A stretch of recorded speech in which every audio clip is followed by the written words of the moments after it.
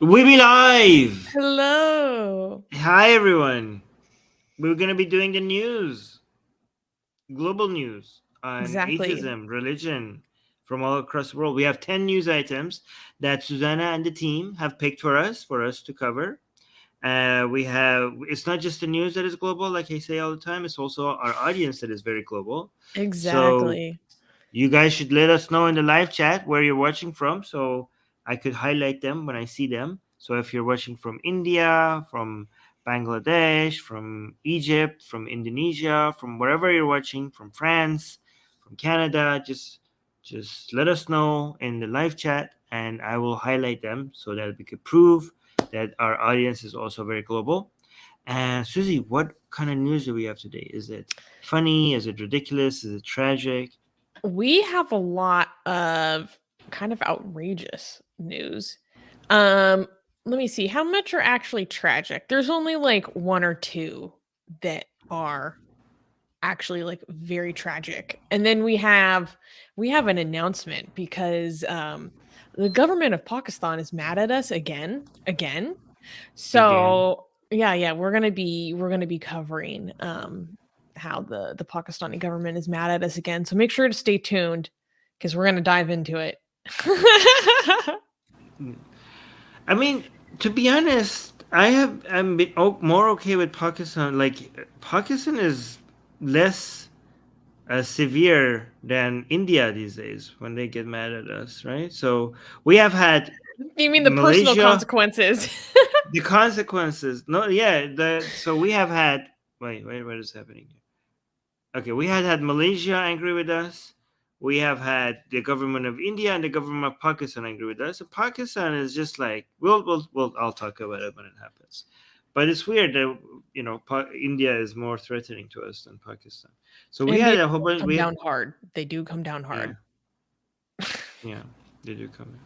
So I just highlighted some countries. People were UAE, Canada, EU, Malaysia. So I highlighted a whole bunch. So yeah, Beautiful. keep them coming. Keep them coming. Keep them coming. So let's get started. What countries are we? Mhm. Also, I forgot to ask. What countries do we have today? Saudi Arabia, the UK, some in the US, Palestine, Pakistan, Egypt, India, and Israel. Big story from Israel. I mean, Israel is. There's a lot of big What is? stories. There's. I don't know which one you're gonna cover today, but Israel is like full of big stories for the past couple of months or so. All right, so let's get started with the first one. This is I'm gonna. wild. Oh, okay. Is it clappable? Yeah, we can clap, whatever. Okay. First news. First news. Saudi judges face death penalty for being too soft on feminist activists. This is crazy. The human rights situation in Saudi Arabia is once again under the spotlight as Democracy for the Arab World Now, or DAWN for short, organization, warns that Saudi authorities could sentence 10 renowned Saudi judges and justices to death on charges of high treason. This is due to accusations that they were too lenient on women's rights activists. Even the judge who notoriously convicted prominent women's rights defender Lujain Al Hathlu to 20 years of imprisonment on baseless terrorism charges has been caught up in this crackdown. Shockingly, these judges were denied legal counsel and held incommunicado since they were arrested and detained in 2022. The six arrested judges were replaced by Crown Prince Mohammed bin Salman's loyalists, who in turn immediately increased the sentences of several cases involving political activists and Twitter commentators. The Crown Prince's purges have become emblematic of the state of the judiciary, making it subservient solely to his wishes. These judges' prosecution is yet another alarming reminder that no one is safe in Saudi Arabia. Even the judges who have abused their power in the past are now being punished for not being brutal enough. This is insane. This goes in line with what we constantly say that personal freedoms are increasing, like social freedoms are increasing in social liberties are increasing in Saudi Arabia, but political ones are decreasing. Even the judges are not immune. What is happening here? Can you explain, like, what is your interpretation of what's happening here? So my Death penalty for understanding, the judge. I Yeah. know on the face of it. So the thing that they're being accused of is high treason, right? So that's why it carries the death penalty. But what they did that was supposedly treasonous is not rule brutally enough, apparently. And like again, let me just repeat. The guy who sentenced a feminist activist who was just trying to drive in the country to 20 years of imprisonment on terrorism charges for trying to drive, he is one of the judges that's been caught up and maybe facing the death penalty. So what was he supposed to do? I mean, how could you get why the death penalty for not giving a harsh sentence? How, what law is that? It's really wild. And a lot of them, so according to Dawn, which is the organization actually founded by Jamal Khashoggi, I believe, um, they this might be the facade for just a political purge. This Right. might just all be the excuse that they're giving to do a political purge. Their charges appear to be politically motivated with no credible evidence presented against the accused, according to a source with knowledge of the trial. Weird. According to a source with knowledge of the trial who said he reviewed the court documents presented against the defendants, officials from, this certain office charged the judges after they signed confessions stating they had been too lenient in the state security cases they presided over during their tenure as judges. What law are they referring to for this death penalty? Like, do they have a law that says that if the judges are not doing their job properly, like, is there a law for that, or are they just making it up as they go? I don't know. And what I've never heard of it being like you didn't do your job harshly enough, so now that's therefore treason. Like, isn't it supposed to be like you lose your job? Yeah, Like, yeah. Like, okay, so there's different degrees of insanity here, okay? So because first of all, the fact that there isn't even that this is even a crime is bizarre.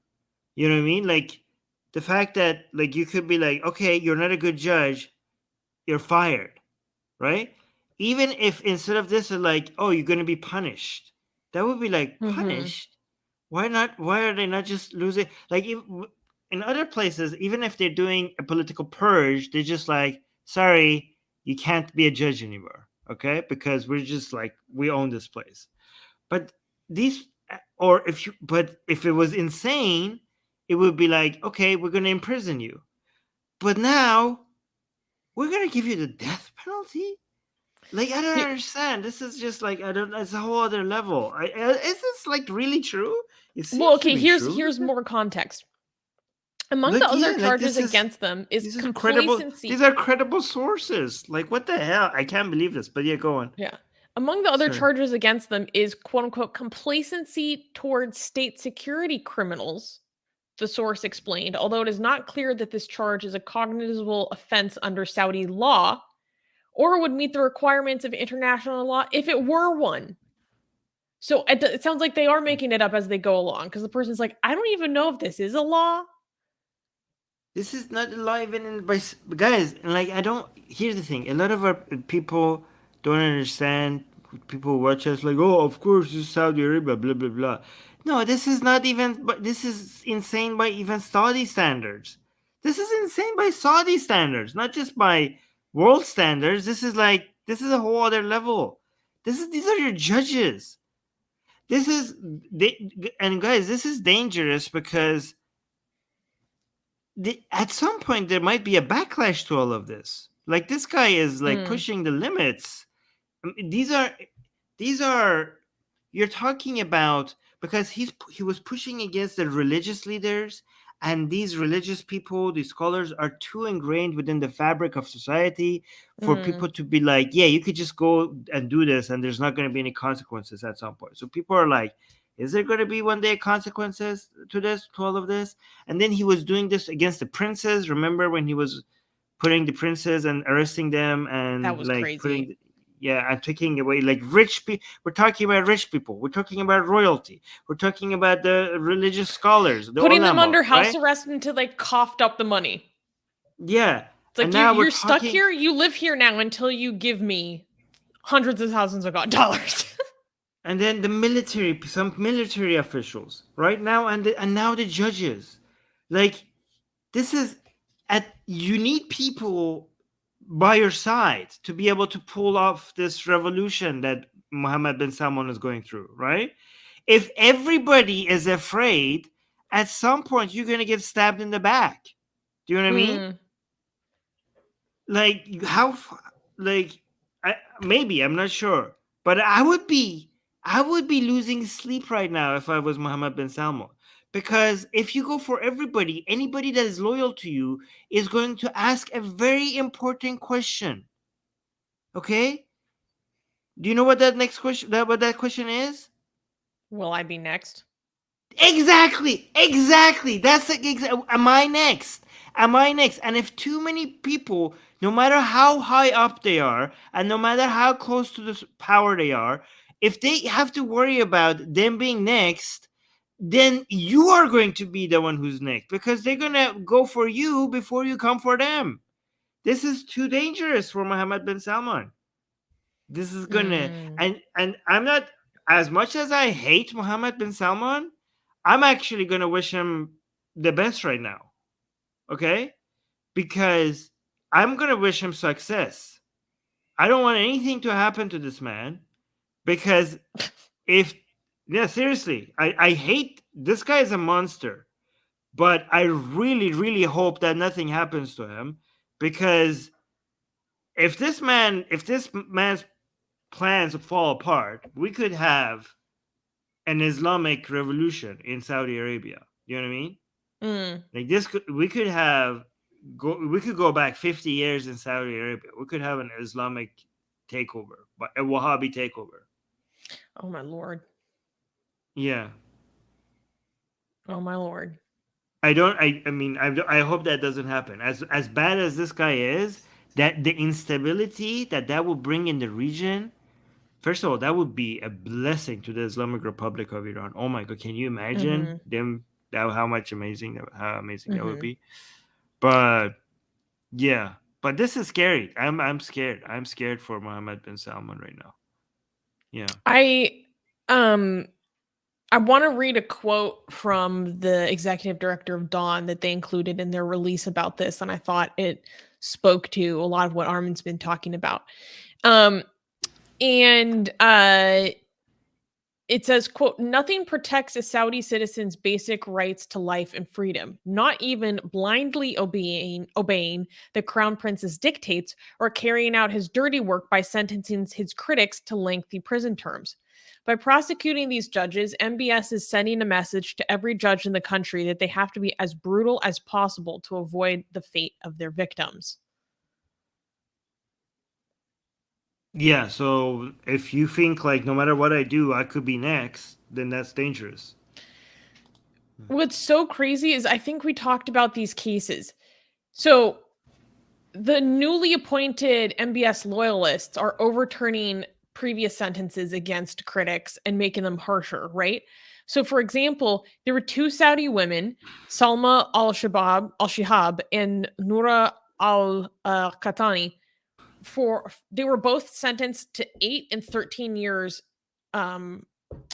respectively for basically tweeting, literally just tweeting. Their sentences got overturned and increased to 34 and 45 years for their use of social media. One of these women is just like a doctor who's a mom, and she was just liking posts about women being able to drive or something as innocuous as that. It was for liking. I remember that story. It was just liking a post. And maybe retweeting. Max. Yeah. Her life is ruined. Her entire life is upside down. Decades. Now. She was a professional woman with a family and everything. And everything is gone. Her life is hell now. for just 1 second decision. Jesus Christ, this country. Yeah. Oh So my this God. is, yeah, I think people maybe have more perspective about when people start praising MBS and his reforms in quote unquote liberalization. This is part of why me and Armin get upset. Yeah. This is, guys, so remember, your political rights are always more important than your social rights, right? But why? Because your social rights are built upon your political rights. Unfortunately, social rights get a lot more media attention because they're more involved in our day-to-day activities, It's more right? And personal. it's more personal, right? And dictators, when they feel pressure, they could keep handing over, social freedoms to make a gesture of liberalizing. But liberation requires political rights, because without the political freedoms, any form of social freedoms that you get is not actually a right. It's a temporary gift that could be taken away. Without the political rights that gives you the tool to put the government under pressure, the actual rights that you think you have are not actual rights. They're just a gift from the top, not from the bottom up, and they could be taken away as easy as they have been given. So, for example, if you that's why freedom to what you want to wear, freedom to express your sexuality, freedom to listen to music, freedom to eat what you want, um, freedom for women to go where they want, freedom for women to um, study, music. All of that is great, but the more actual base rights that without them you wouldn't have those other rights are freedom of speech, freedom to vote for the people, freedom to have the representative that you want, freedom of assembly. These rights, freedom of speech is the most important one. Everything else is built upon that. So if you Mhm. don't have that, everything else is not actually a right. It might look like a right, it might look like a freedom, but it's just the prisoner being given a better meal. That's what it is. A prisoner receiving a better meal. Right. Your chains are still there. This is why Thomas Jefferson says that the price of freedom is eternal vigilance. Exactly. And I think it's one of the smartest things that's ever been said. Okay, so we just got a super chat by the Armin agitators. Yay, the Oh Armin boy. agitators. So it says in today's montage, the cult confronts Bill together with wait, what's that? I don't know. Can you read that? Counselor Tabby and Bill delivers a That's not hot take. cancel. There's an N missing. I think. Okay, cancel. You read that. I don't know. I Just think it's misspell. Counselor Counselor. Tabby and Bill Okay. delivers a hot takes on Armin's motivations. Announcement for Bill included. Do you have a copy of Okay. this link? Did they message it to you? I think so. I have to check. But if there is, I hope it's short, because today we're doing the news. It's not really a Q&A. But let me see. Yeah, I think I do have the video. I don't know. It's 2 minutes. We could watch it at the end of the show. We'll watch it Mhm. at the end of the show. It's a 2-minute video. Okay, so it's short enough for us to watch at the end of the video. Okay, thank you for bringing that link to my attention. We will watch that at the end. Okay, cool. So can we move on to the next news? Yes, we can't clap for this. This is not This good. bad? This is bad. Oh This shit! is the I know this definition of word. bad. No, okay, yeah.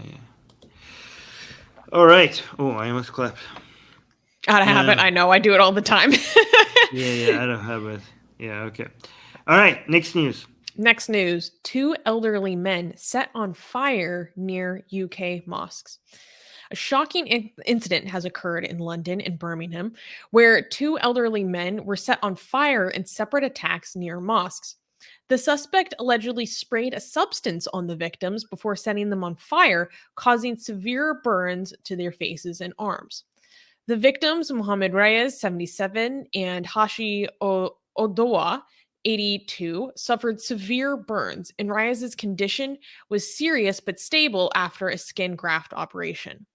The suspect, Mohammed Abakar, reportedly from Sudan and 28 years old, was arrested and charged with 2 counts of attempted murder. The police are investigating if the incidents in London and Birmingham are connected and are keeping an open mind as to any potential motivations. During a time when Muslims around the world are preparing for Ramadan, the community is understandably concerned about their safety and the potential for copycat attacks. So, this is a huge story that happened this past week, understandably so. I mean, it's a horrific attack, not only to do this in general, but to do this to people, members, and citizens that are this elderly makes it a whole different level of abhorrent. But I had a couple of thoughts about this. So, when you first hear this story, I think very reasonably you assume, okay, this is an anti-Muslim attack. And especially when you see the footage of how the story that was a little bit bigger was what happened to Muhammad Reyes.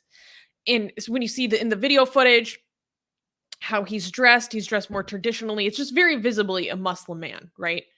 And so you're like, okay, this must be an anti-Muslim attack. And then they ended up taking the suspect into custody. And then it turns out that the suspect, his name is Mohammed Abakar. And not only that, but based on some reporting that I have seen on this, he was actually arrested when he was inside another mosque and the other worshipers were there and they recognized him as the suspect.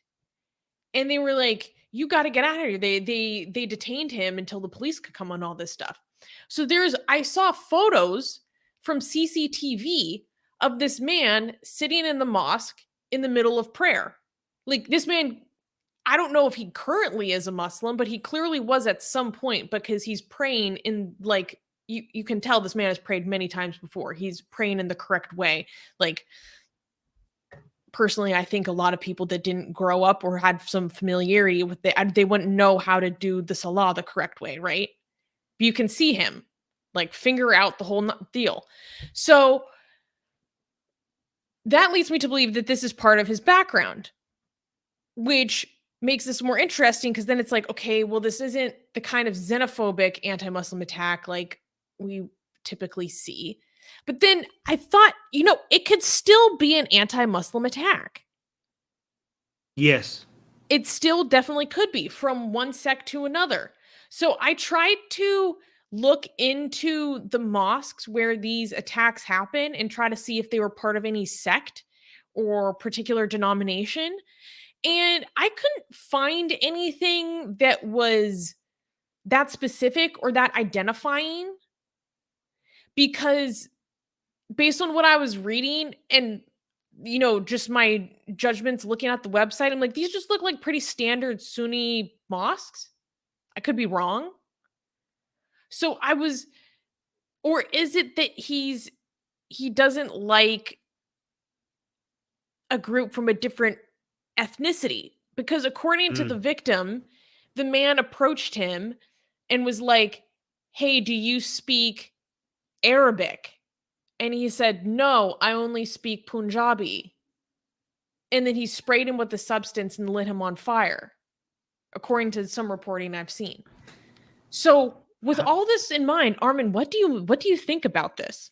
How do they not have a motivation by now? They arrested the guy and everything. They don't know the motivation? Based on the public reporting that I have seen, there has been no update with his motivations. There was an update that they actually took a suspect into custody, but that was it. It's possible that the guy is just a loon. There's, that's also a possibility. It could be a racist attack. It could be an anti-Muslim attack. It could be a specific sect attacked.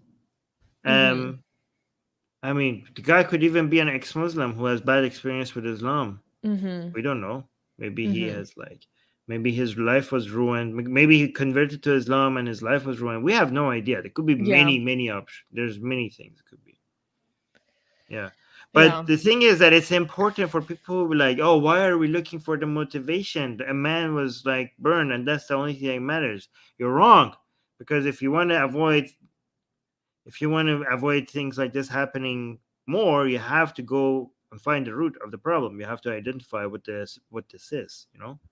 And also, if you want to reduce copycats, then you have to identify what's happening here, right? Yeah, I didn't exactly. like. I don't think like, you know, many Muslims were identifying this as being an Islamophobic attack, right? But and they ended up potentially being wrong, right? However, it's an easy mistake to make, you know? Like that's the first thing your mind will go to is a man looking like that being attacked in this way. In People front of a mosque, and the previous in front of, victim had the same thing happen to him. I feel like it's a yeah, reasonable assumption because I remember you and Haris Sultan were talking about this on Secular Jihadists, and I really yeah, disagreed with what Haris was saying. I can't quote him verbatim, so like go take it with a grain of salt and watch it yourself or whatever, because I don't want to misquote him yeah, and be uncharitable, right? But he was basically like lambasting Muslims for jumping to conclusions. I'm like, even with this guy clearly having an Islamic background, I feel like it's a reasonable conclusion to make. yeah. We don't know. Yeah, but it's an easy mistake to make. It's a reasonable assumption. That's what you can say. Yeah. Um. How is I mean, I don't want to say how is he doing because I know it's bad, but is he survive? Is he Oh what's my his condition? God. Oh my God. I was reading about this, and I actually, when I was reading about this story, like I actually started crying. Like it made me so upset. Like, because I've had a very serious burn injury before. It's the worst injury I've ever had. And so I know Uh, how painful and excruciating this is. And I was just thinking, like, I was really lucky when it happened to me. I was young and I could bounce back pretty quickly. But these are like really elderly men. And oh my God, like the pain of a burn injury, what you have to do what do you have to do to take care of it to prevent infection? The most dangerous part of a burn is not a burn, it's the chance of getting infected while you're healing. And these men have to be like bedbound. They're like in ICU, like in excruciating pain. Reportedly, like this man right here, like he can't even open his eyes. He's in so much pain. Like just thinking about it, I started crying because it's for no reason. Someone did this to him for no reason. And when you're that elderly, your body's not going to be able to heal as easily and as well. And then after you heal burn injuries, depending on where the injury is, the way that the scars heal can really restrict your mobility and your ability, like capabilities, and it's just horrible. It's yeah. absolutely horrible.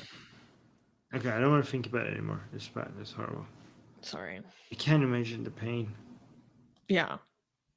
It's yeah, such a bad injury to have. Yeah. Okay. God, what a nightmare. What a I know. freaking I hope nightmare. they throw the book at this guy. I hope they throw the book at the guy that did this. I hope the people around the old man like manage to support him or raise enough money to I don't know, heal him as much as is possible to heal. I don't know. Yeah. I was Anyway. Yeah. reading about the reaction from the community. It sounds like they have a really tight knit community that's like really rallied behind them. So that's lovely. Hmm. Okay, yeah, oxymoron saying when you have superficial burns, you feel a lot of pain, but when they are deep, the nerves get damaged. You don't feel pain, but at that point of time, your life is already hell. But no, even then, you feel a lot of pain because if you have a lot of burn at the place where your nerves are are getting damaged for you to feel them, then right adjacent to it you're feeling less burn and you feel a lot of more pain there. So you're still going to get that pain too. You know what I mean? So let's say I'm getting such a degree of burn here that I don't feel anything anymore. Well, right next to it, I'm getting a lesser amount of pain, burn that comes with all the pain associated with that. You know what I mean? Yeah. So you get, yeah. Anyways, let's move on. Is the next news any better? Oh yeah, this is hilarious. This is a mood shift. This is hilarious. Okay. I'm still not going to clap because I need recovery from the previous news. Okay. All right. So next news. Next news. Excuse me. Blah, blah, blah, blah. Rewind. Okay. Next news. Parents try to ban the Bible from school shelves for indecent material. Did you hear about the parent in Utah who challenged the Bible as pornographic under state law that bans pornographic or indecent material in schools? A parent recently submitted a book challenge to the Davis School District, asking them to remove the Bible from shelves for further review and using House Bill 374 as justification for the challenge. The parent even provided an 8-page list of holy verses that they said were unacceptable under the law.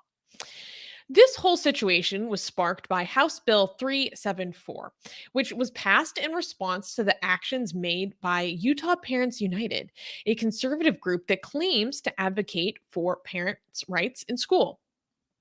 The law requires K through 12 schools to remove books deemed indecent or pornographic, but now it's being used to remove books written by Black and LGBT authors from shelves.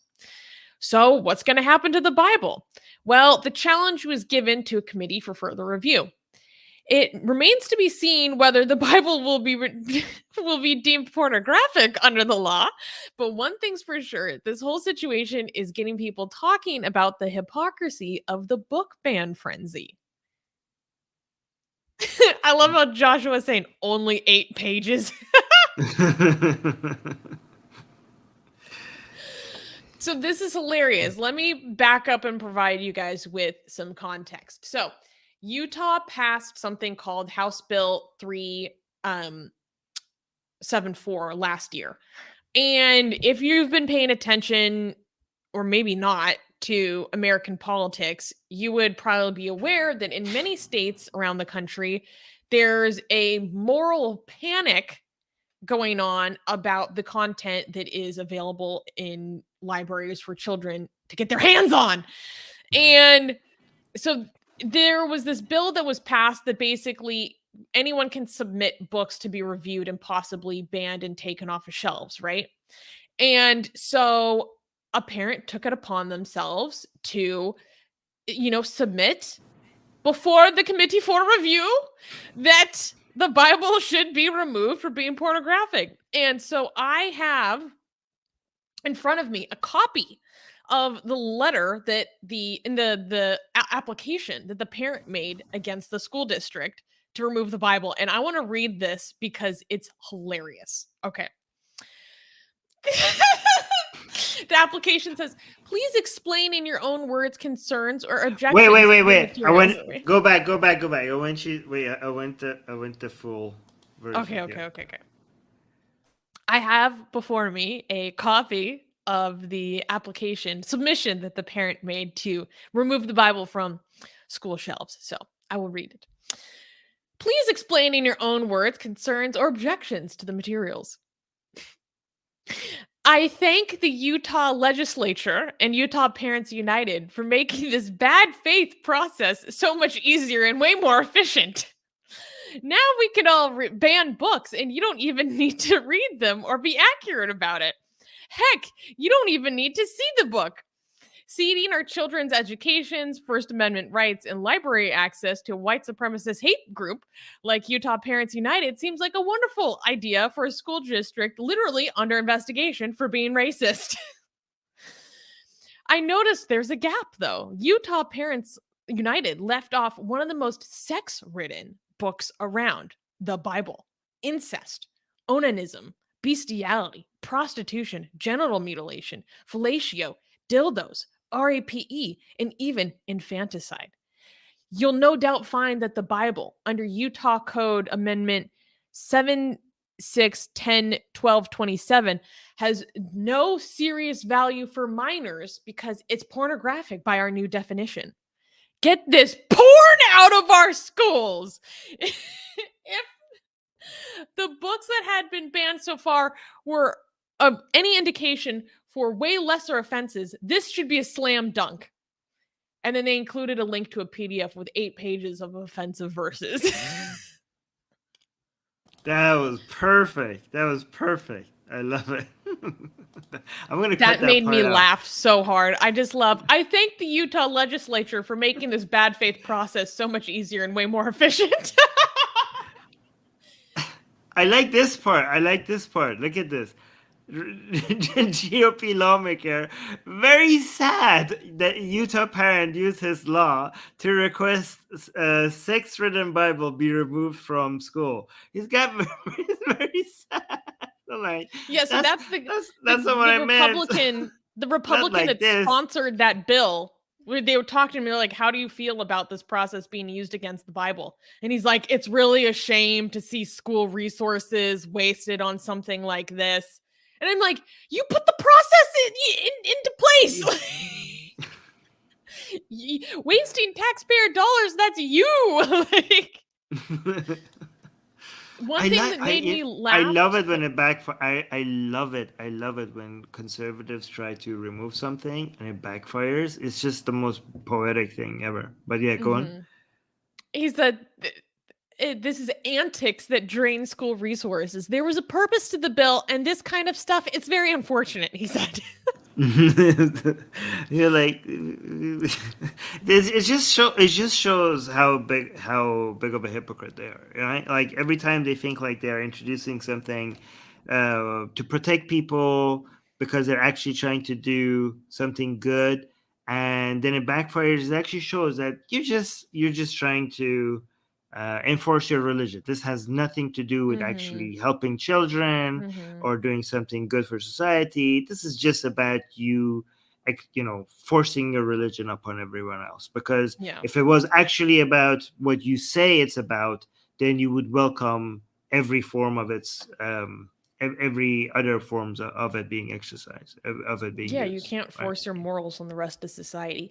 Now, this is hilarious. I have to tell you one more thing.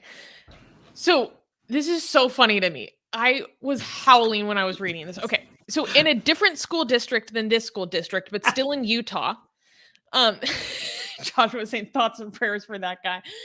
No, but like next one, like, very sad. Very sad. So this happened in a different Utah school district. Last year, in the Alpine School District, 52 books flagged by parents were pulled from shelves while they were reviewed. This is so funny to me. Listen to this. Listen carefully. One of the books on the list seemed possibly misidentified simply because of its title. It's called Sex. If you're scared of the truth, don't read this. In the book, the author argues in favor of abstinence, which is taught by law in Utah schools. So they've banned a book just because of the title has the word sex in it, but it actually argues in favor of their own moral purity. You can't say sex. It's too much. I was like, they banned the thing that they teach by law in schools? Oh, God. What is happening? Oh, God. This is a disease. I don't know. Conservatism is a... Can I say that on YouTube? I don't know. It's not dehumanizing. YouTube is against dehumanization. True. It's a disease. Yeah. It's a disease. Conservatism is a disease. I have a hard time with it. I do. I really do. With what? Conservatism. I can be friends with conservatives. Some of them. Oh yeah, I can't even be friends with commies. I can't even be Yeah. friends with communists. So yeah, I could be friends with all sorts of insane people.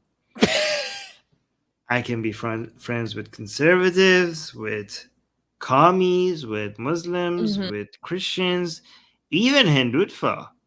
Like so, there we go. Yeah, not with fascists. I mean, conservatives are kind of like pushing it Communists are too much. fascists. Yeah, yeah, okay, yeah, you're right. Okay. You are friends with fascists then. God damn it! I have fascist friends. Jesus. Okay. All right. Can we clap for the next news? Oh, this is wild. Yeah, sure. Okay. Next news. Next news. Palestinian Islamic scholar says martyrs received black-eyed virgins. Are you ready to be regaled with the tales of the Islamic afterlife for the Shaheed? Yes. Okay. On March 17th, Dr. Nasser al-Karam, a Islamic scholar, delivered a fascinating sermon in Ramallah broadcast on Palestine TV. Dr. al-Karam, who is head of the Sharia Court of Appeals in Nablus, explained that when a martyr sheds their first drop of blood, all their sins are forgiven and they are saved from the torments of the grave and the great horror of Judgment Day.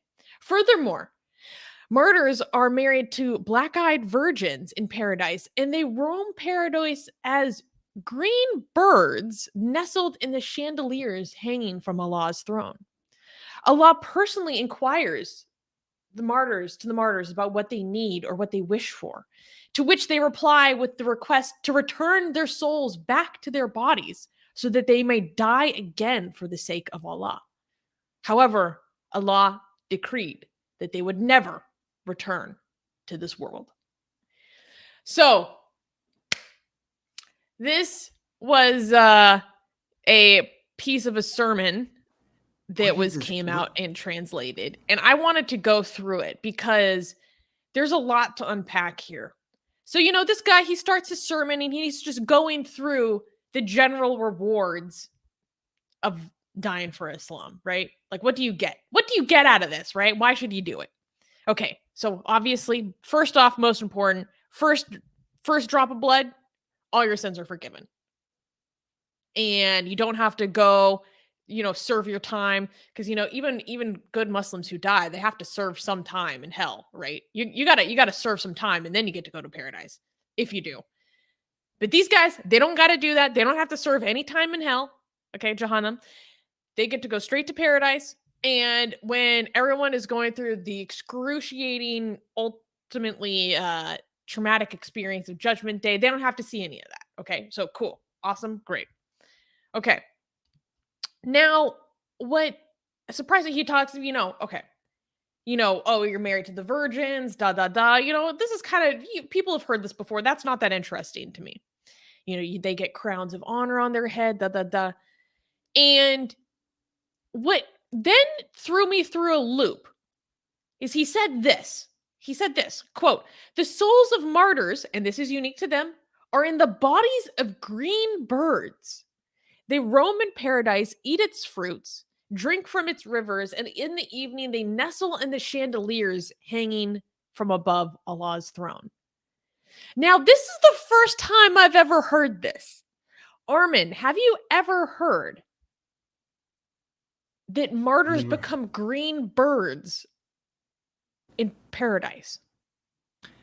I was just about to ask, where is this guy getting all this from? And that's unique to them. That's unique to them. No one else gets to be a green bird. Only the martyrs. Do martyrs become green birds in Islamic paradise? And then I had questions because, then he talks about, okay, they go to the rivers, they eat the fruits, kind of the standard narrative of what paradise looks like that, I've heard before, that I'm used to, right? But then my question is, do they stay a green bird? Because if they are married to virgins, how do you Oh yeah, apparently it's a thing. how do you what do you do with your wife? Are you still a green bird? Do you become a man and then back to a green bird?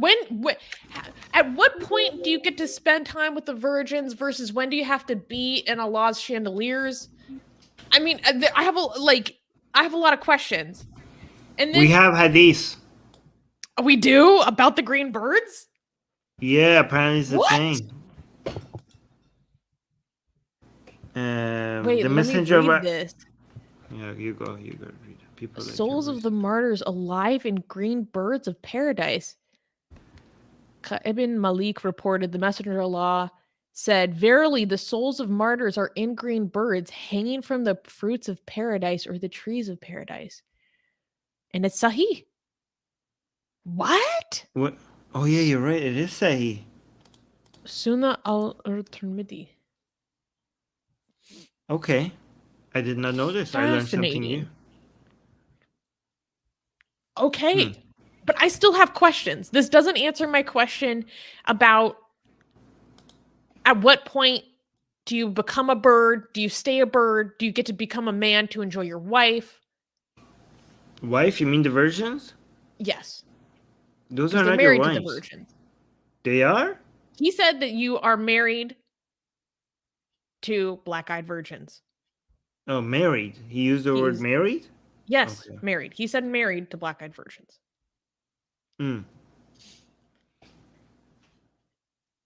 I'm assuming you don't always say a bird. I don't think you could fuck a virgin as a bird. I mean, I don't know.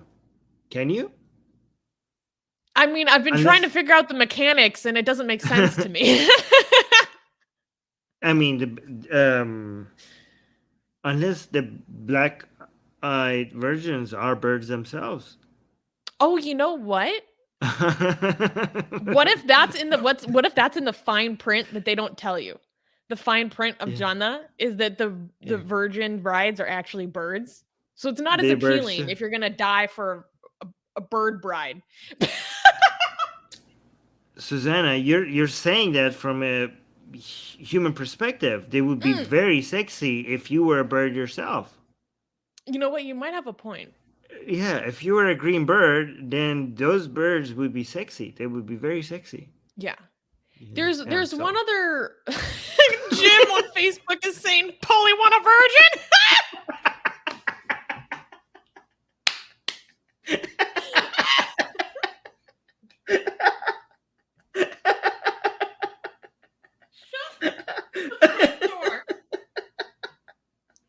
Oh my god, this is peak comedy. I love it. Holy crap. Oh god, that was perfect. That was perfect. Oh my god. Wait, but I want to read one passage because when I was watching the clip of him giving this sermon, this like really struck me. So, he goes, "This is what happens with martyrs in the hereafter. Our Lord checks on them and inquires about their condition and whether they wish or need anything.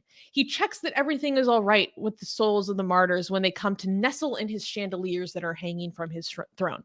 The martyrs say, 'O Lord, with all this honor and well-being, we do not want anything more.' But when Allah insists and asks them again about what they wish or need for, they say, 'O Lord, we ask that you return our souls to our body so that we return to the world and be killed for your sake again.' But Allah decreed that they would never return to this world." And yeah. And I was just thinking about like how, I don't know, in the sermon, the video of the sermon, it's showing the audience and there's a bunch of men and most of the men are old and they like bored as hell. But in the audience, there are also all these young boys. And I was just thinking about like, what is really the teaching here? It's so dangerous and toxic to be constantly reinforcing that, like, not only if you're going to believe in this system and this system involves such a level of like torture and agony after you die, even for the people that are good and try to follow the system, that this is the only way to avoid like torture and hellfire. And that when you finally achieve that and you get like this cheat code and you get to pass everything, that even then the greatest thing that you want to do is die for the sake of this all over again. Like, that teaching is just so insidious to me. Who's the audience? Young boys in Palestine? Yeah, the I can see audience the- is like, well, just a bunch of, I mean, obviously it's segregated. It's just a bunch of like men and boys in Palestine in the audience. Yeah, so you can see why this is a useful teaching for them, right? Being in Palestine and all. Yeah, unfortunately. I mean, this is taking advantage of horny boys. That's what you're doing. You're basically turning a whole bunch of. I mean, think about actually believing in this and being at that age that really, really, really, really needs to get laid, and you can't get any girls, right? Especially in that environment, that very conservative environment. This is such a evil plan, this whole idea, right? They make the environment so conservative, no access, no way to get laid, and tell people to give their lives for your specific cause, and you will have all the versions that you want, right? And you have no idea how horny young boys can get unless you've been one once, right? So this is like you would literally kill to be able to experience that in that situation. It's like, I mean, have you met incels? Like, imagine a whole country of that, right? And then you tell them this. It's so abusive. It's so evil. It's so evil. And getting people, like, he's not gonna go die for any of this, right? Like, is he gonna go get killed? No. He's not gonna. He's gonna die, in his bed, probably, right? Calmly. He's gonna have a. He's not gonna get killed. He's gonna send all these young boys chasing off black-eyed virgins to die for his cause, taking advantage of their horniness. It's just so evil. It's all so evil. I don't know what to say. Yeah. So as funny as it is about the green birds and like the ultimate moral of that sermon like disturbed me so much. Yeah. Yeah. As a former horny young boy, it's a very powerful control tactic. Asian American, you ain't lying. Yeah. All right, let me bring up the next news. Okay. Can we clap for the next news? Actually, this is no bueno. No bueno. Okay. It's not Next the news. worst thing in the world. I mean, it's not. That's a bad way to put it, Susanna. It's not. Actually, I'm gonna shut up. Wait, let me help you. It's really bad, but nobody died. There were never. Let's just move on. Let's just move on. Okay, never mind. I can't save you. You're on your own. I tried. Guys, I tried to help. save you. Send help. Yeah. All right. Next news. Okay, next news. New reports find 36% increase in anti-Semitic incidents in the U.S. Disturbing news has emerged in the United States as a report from the international Jewish NGO, the Anti-Defamation League, or ADL for short, shows that incidents of anti-Semitism have spiked by 36% in 2022. This is the third time in just 5 years that the tally has been at its highest since the data collection began in 1979. The numbers are truly alarming, with 3,697 incidents of harassment, vandalism, and assault against Jewish people and communities recorded. The audit also revealed that anti-Semitic harassment increased by 29%, vandalism by 51%, and assaults by 26%. It's not just Jewish people who are being targeted, as a newly released report by the FBI shows that hate crimes rose by 12% in 2021 in general. Schools and synagogues are also becoming targets for hate crimes, with bomb threats against Jewish educational institutions and places of worship spiking from 8 to 91. The ADL argued that politicians, celebrities, and groups have been instrumental in normalizing and spreading anti Semitic sentiments and stereotypes. So I thought that this was important to cover because it shows that this is still very much an issue in American life. And I don't think it gets the attention or it's not taken as seriously as it deserves. And I also thought it was very interesting because the ADL in their report showed that a pretty substantial, first of all, there are only 5 states in the United States that make up over half of all incidents. So a lot of it is coming from a few very specific locations, but they are places with a predominant or the largest Jewish populations in the US, so it makes sense. But the ADL actually specifically was able to tie a number of assaults and like hate propaganda incidents to Kanye West specifically, saying that, yeah, Mogambo was saying Kanye West, that he was explicitly mentioned in a number of the incidents. So Armin, what do you make of this? What is the actual reason for why all of this is going up? I don't understand. Like, what's the major cause? So the ADL points to the use of social media as a large one. And they also, this year, they are specifically talking about the role of celebrities and the role of celebrities in boosting either conspiracy theories or stereotypes that are either covertly anti-Semitic or overtly anti-Semitic. Because, like, basically, here's the thing. If you know anything about conspiracy theories, basically every conspiracy theory comes back to it being, I don't know, okay, what I can say with YouTube. It comes back to, you know, we're all being controlled by a certain specific group, right? And Right. the group is the one that we're talking about right now.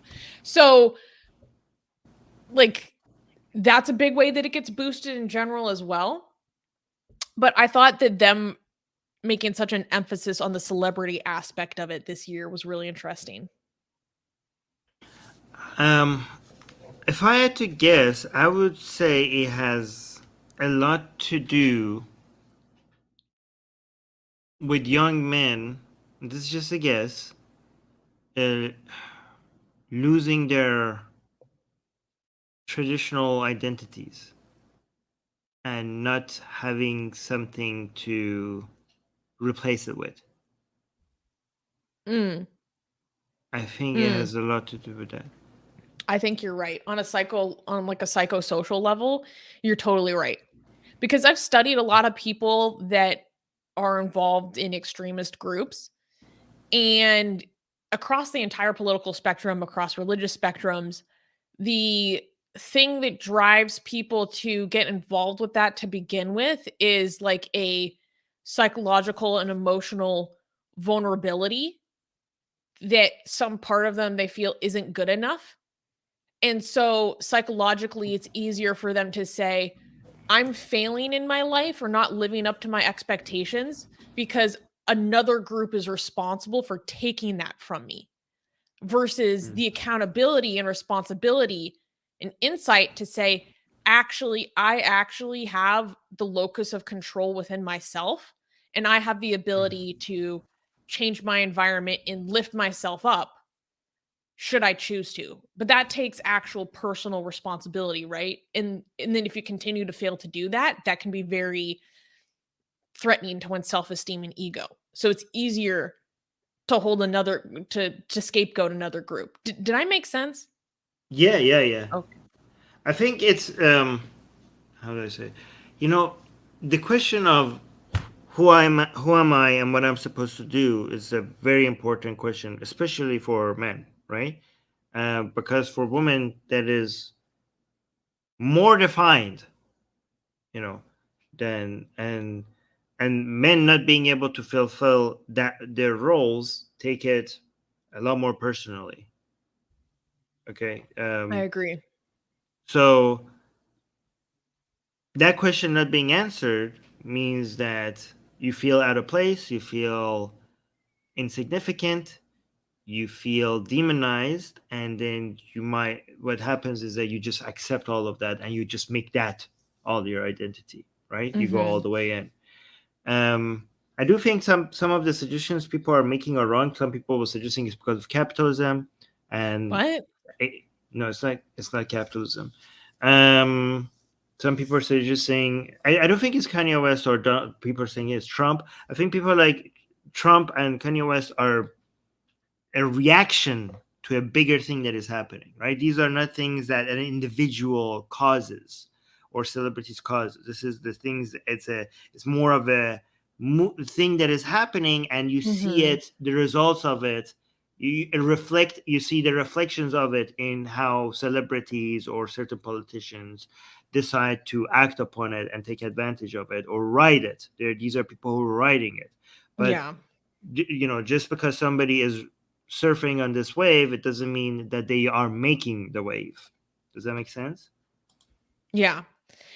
Mm. Yeah, totally. I think I'm going to think about what you said in terms of like the role of men having to come from this.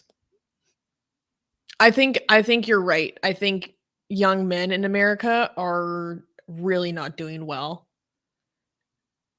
And I have a lot of long-term concerns about it. And some Yeah, spicy opinions. I have some controversial opinions about it. yeah. I would like to hear this. We got Well, my three super. spicy I think my number one uh, spicy opinion is that I think we need affirmative action to get more men into higher education. Higher education.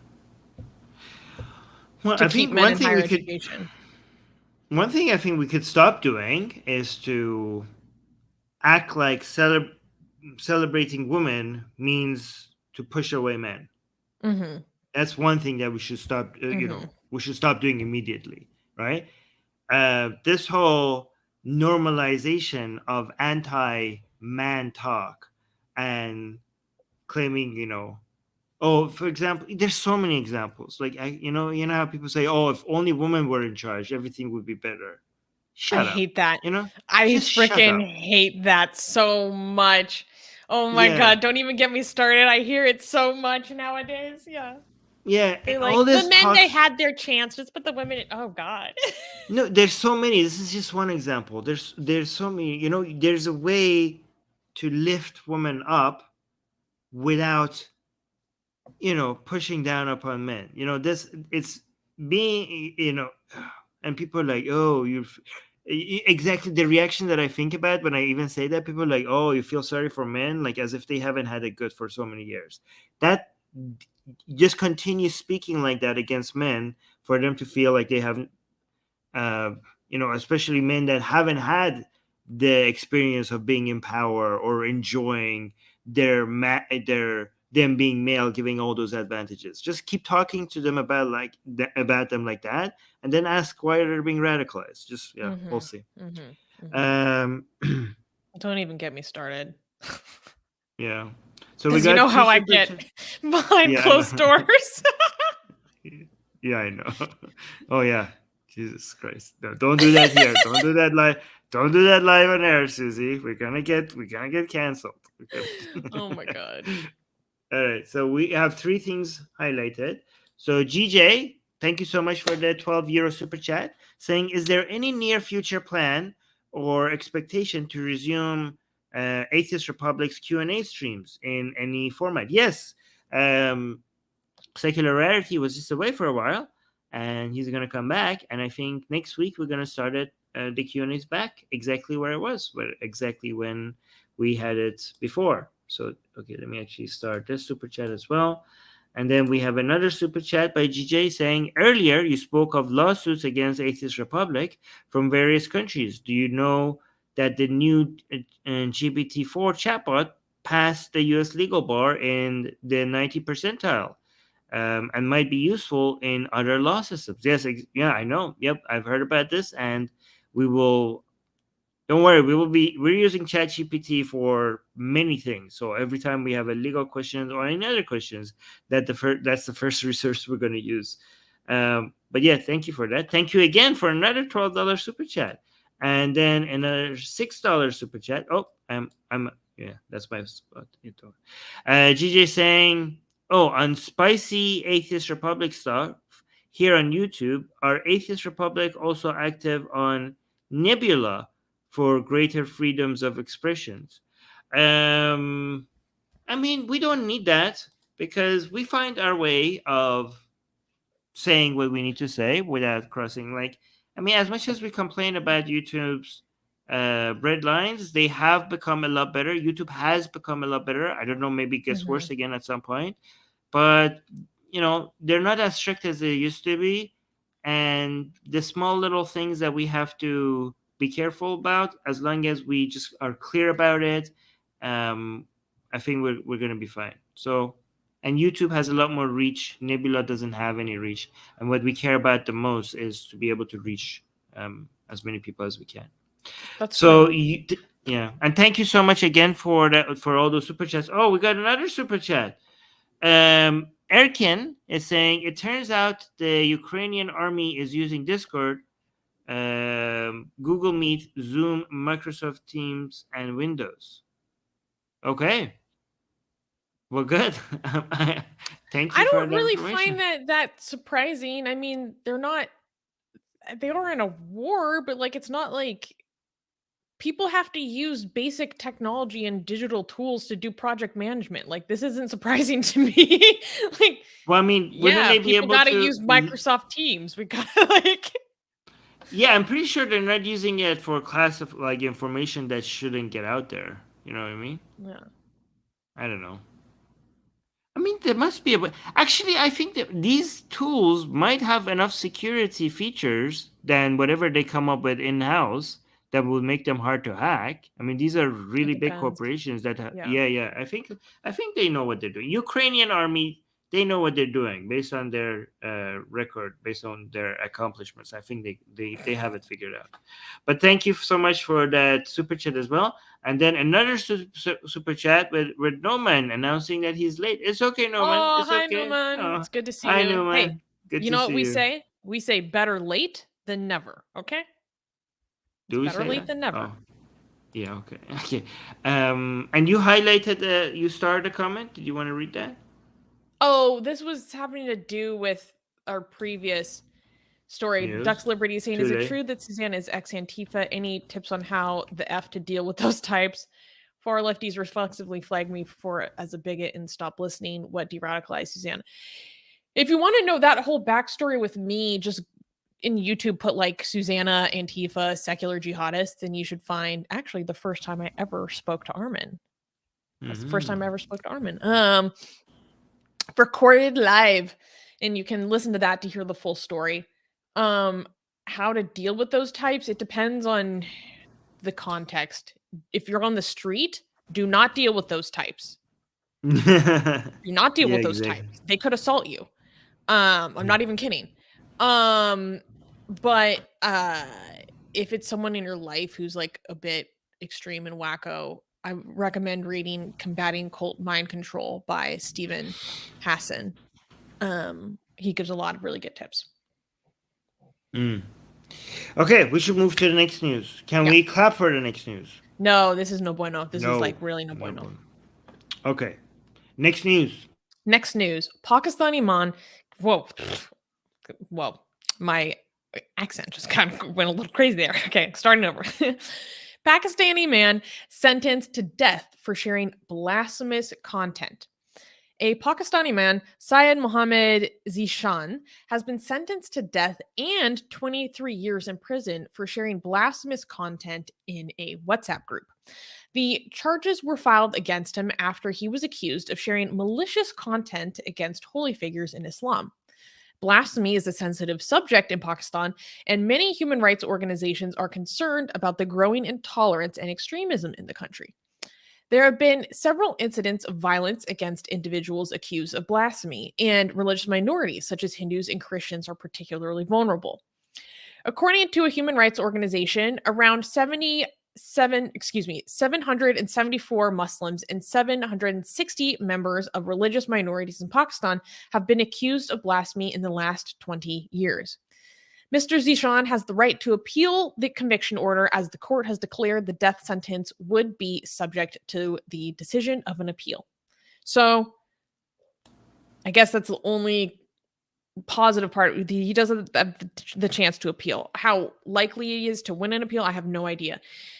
And here's what's really frustrating is I tried to find information on what he said that was actually so, blasphemous and offensive, and I couldn't find any details.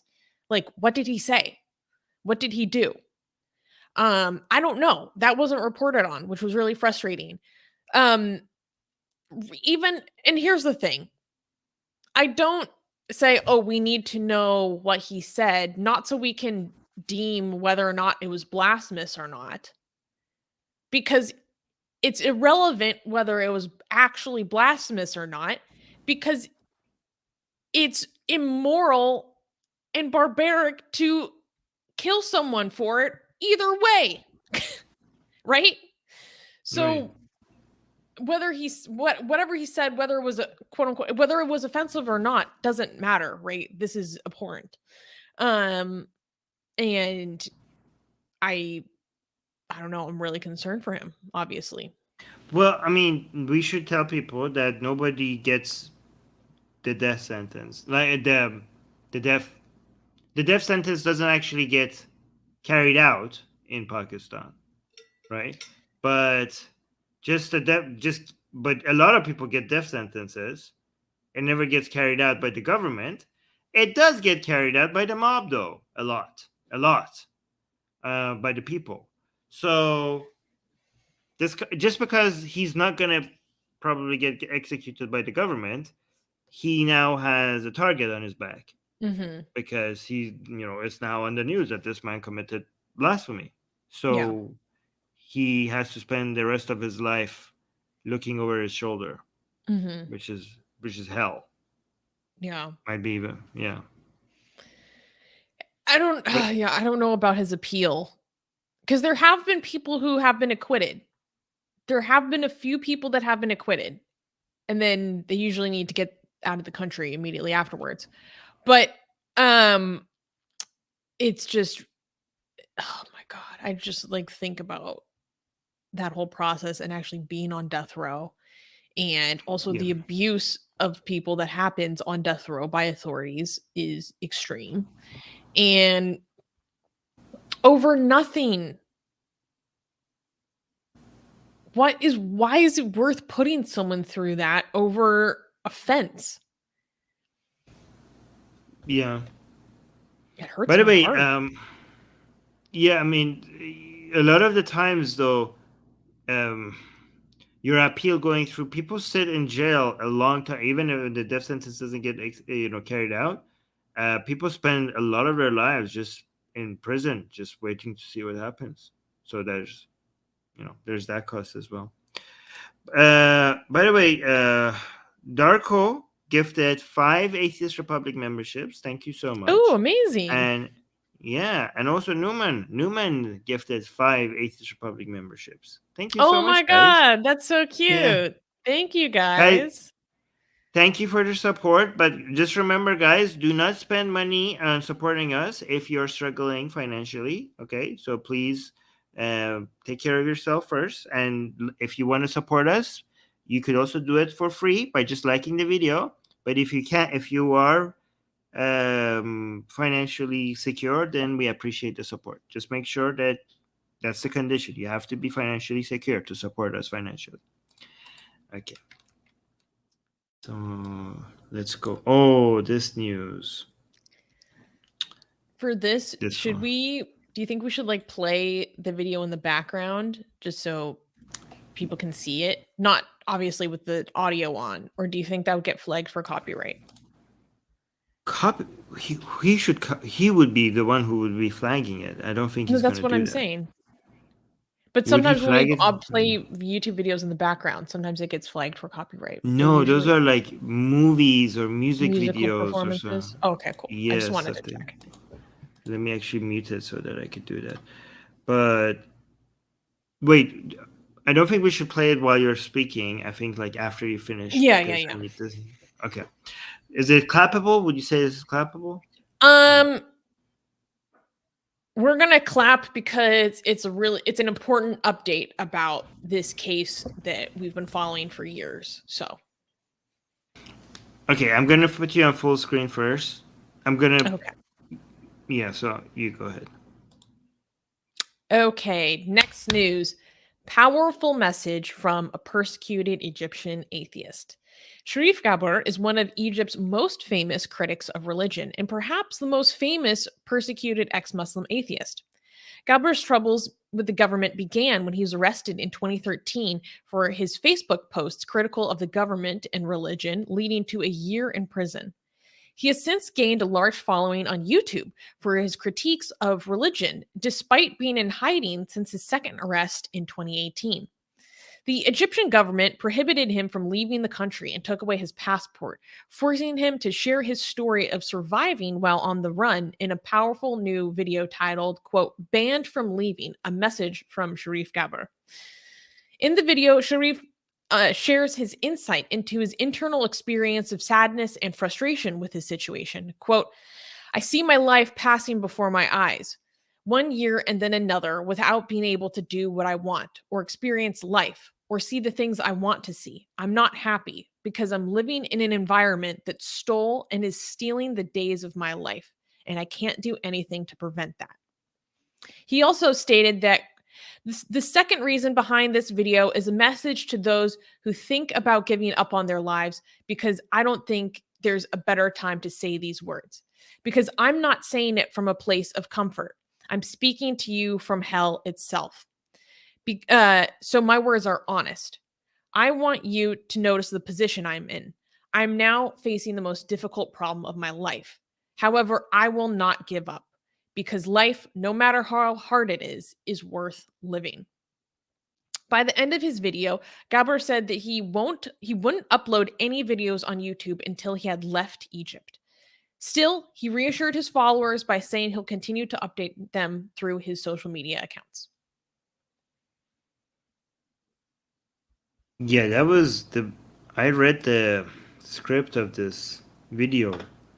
It was really, really powerful. I really liked the message, especially this second part where he has a message to other people. Like, even, you know why I like that part? Because even at the time that he's facing so much difficulty, he's saying something that is helpful to other people. You know, he's still thinking about how he could say and do something that is helpful to other people.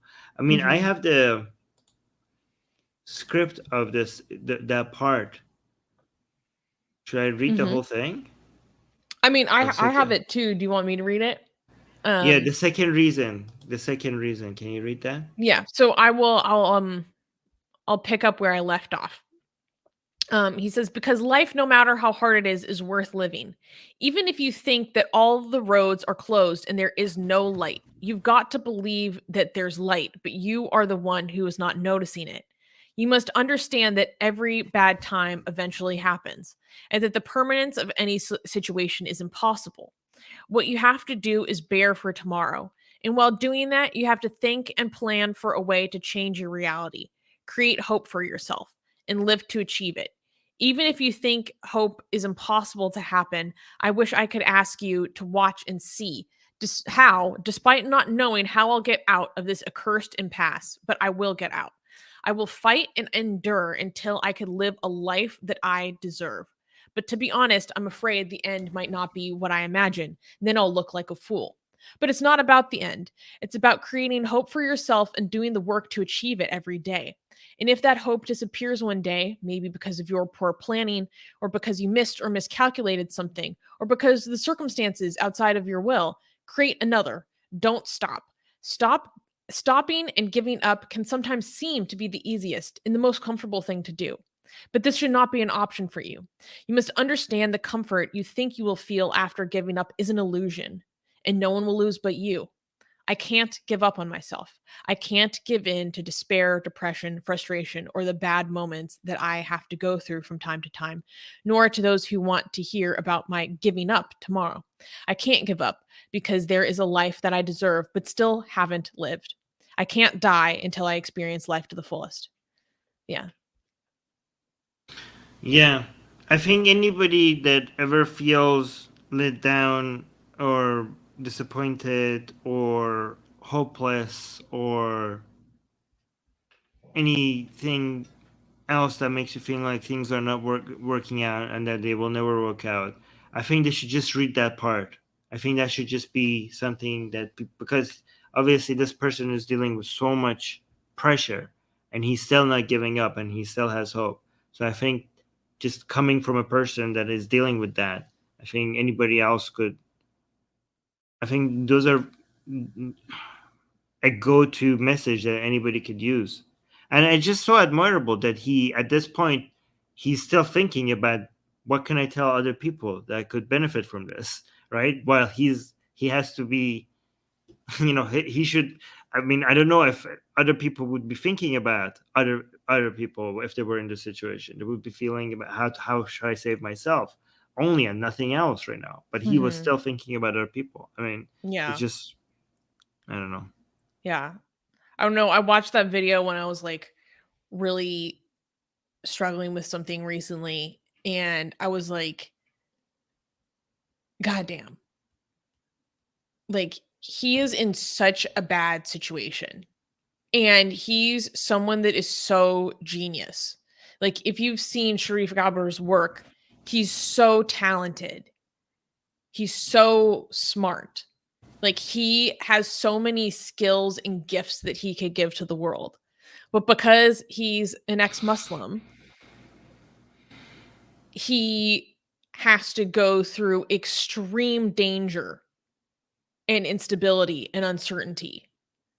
So he can't even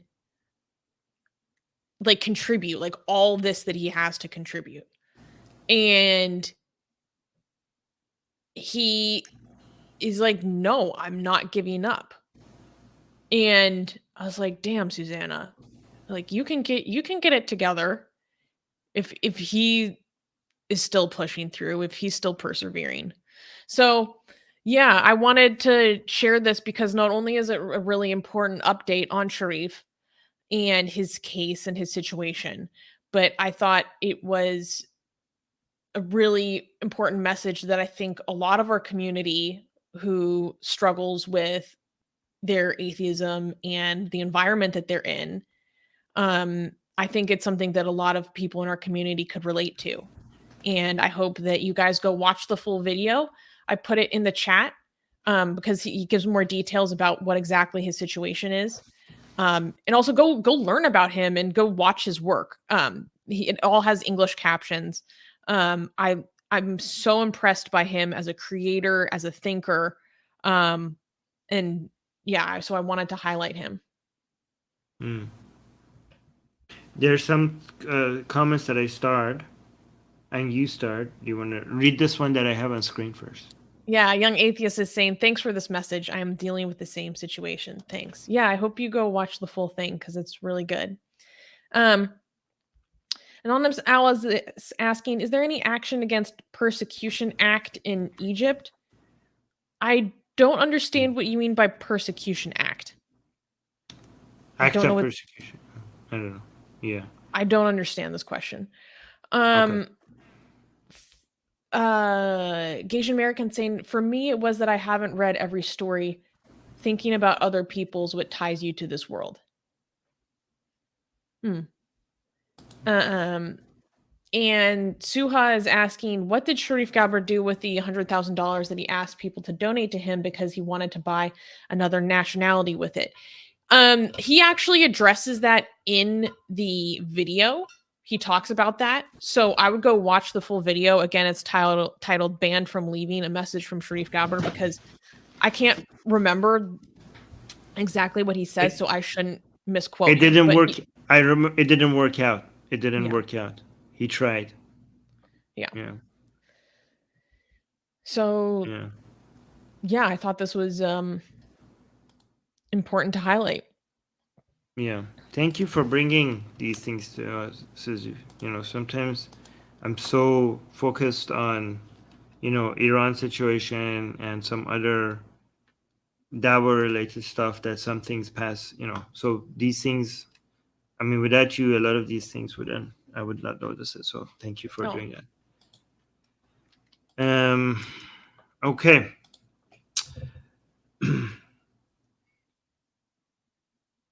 No, Suha is claiming that this whole thing was a con. Like the guy, I don't like that, sheriff is. Suha. I mean, everything is a possibility, but we go based on, I mean, the most likely scenario. So anything that we say here might be wrong. So just take everything with a grain of salt. But we just always go with the most likely scenario, right? Like, And okay, that he says like we offered him a secure way out, but he refused. He already admits in the video that he made a mistake, that he shouldn't have. He made mistakes that he's regretting. So just well, because that was people make totally mistakes. separate, though. I don't know. That just really bothers me because Mhm. when someone's dealing with this kind of a situation, there's so much that changes at the drop of a like.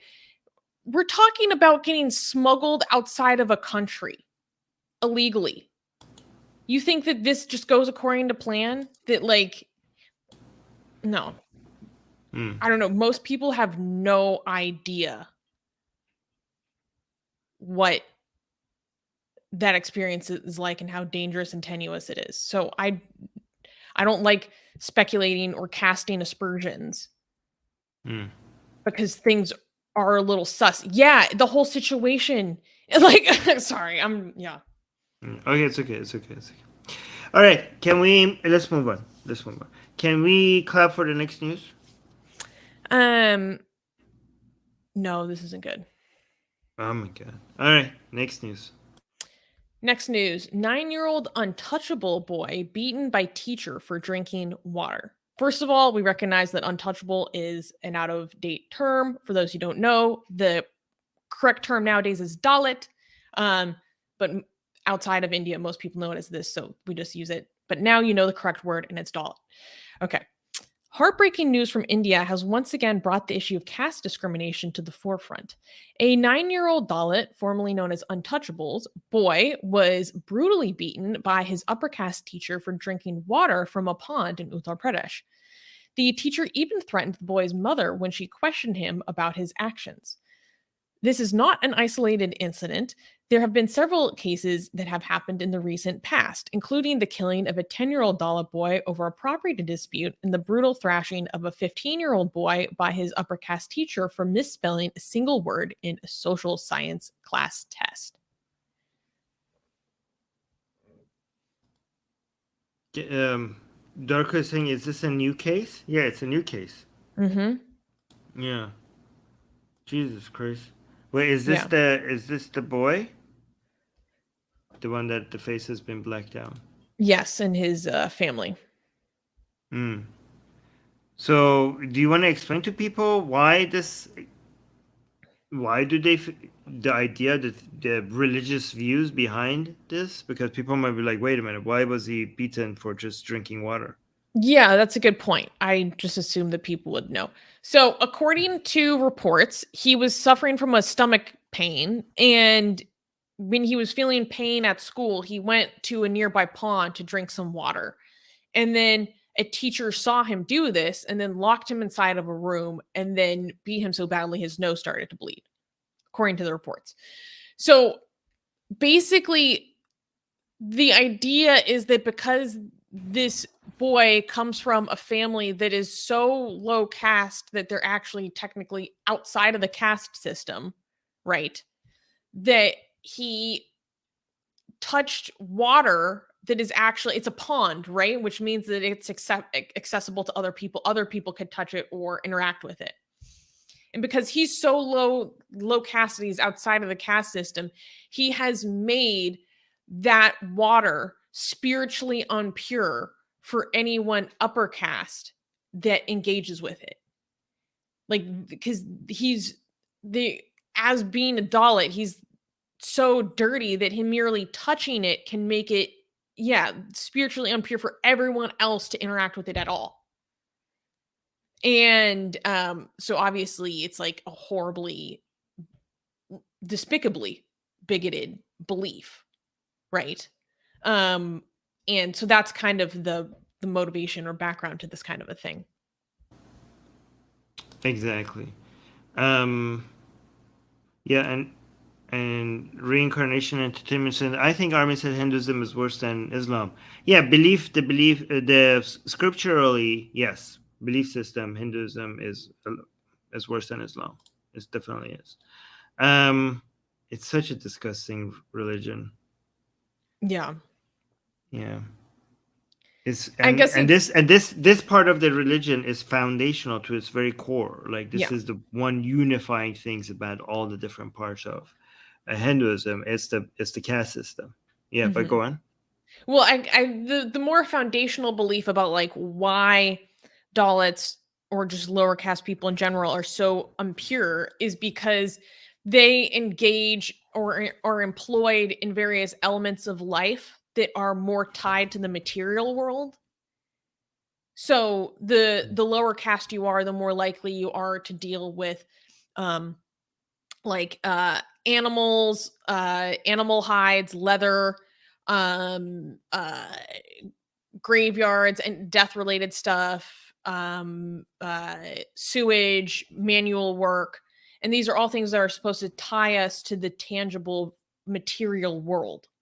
And that's seen as very lowly versus working towards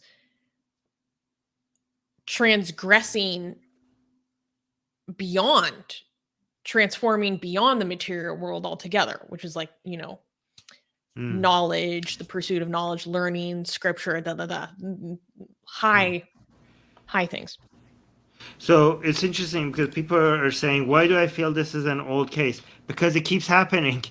Because it keeps happening. Because this is the same story that it repeats itself. Like you can see this one is from March this year. You have another one from January. But this one, the student died from being beaten. But yeah, this one is from September 2022. So yeah, these are all very similar. They're different cases. August 2022. All of them are. So these are 4 similar cases, all in less than a year. And some of the boys died. Mm-hmm. So that's exactly why it feels like it's an old news. It's not an old news, but it's just so common that they just seem like the same news. There was a really bad case we covered in September. That was so bad. All right. Okay, let's move on. Oh, this one.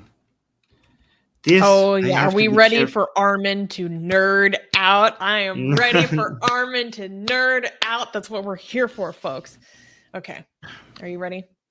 Yes. Next news. Victory for democracy. Israel postpones controversial judicial reforms. Let me put it this way. Israel is in turmoil. After weeks of protests, Prime Minister Benjamin Netanyahu has finally agreed to delay a plan that would give the Knesset, the national legislature of Israel, control over judicial appointments and let them overrule the Supreme Court's decisions. This proposal has been causing outrage in the country and has been described as a threat to Israel's democracy, with massive protests and even a general strike taking place.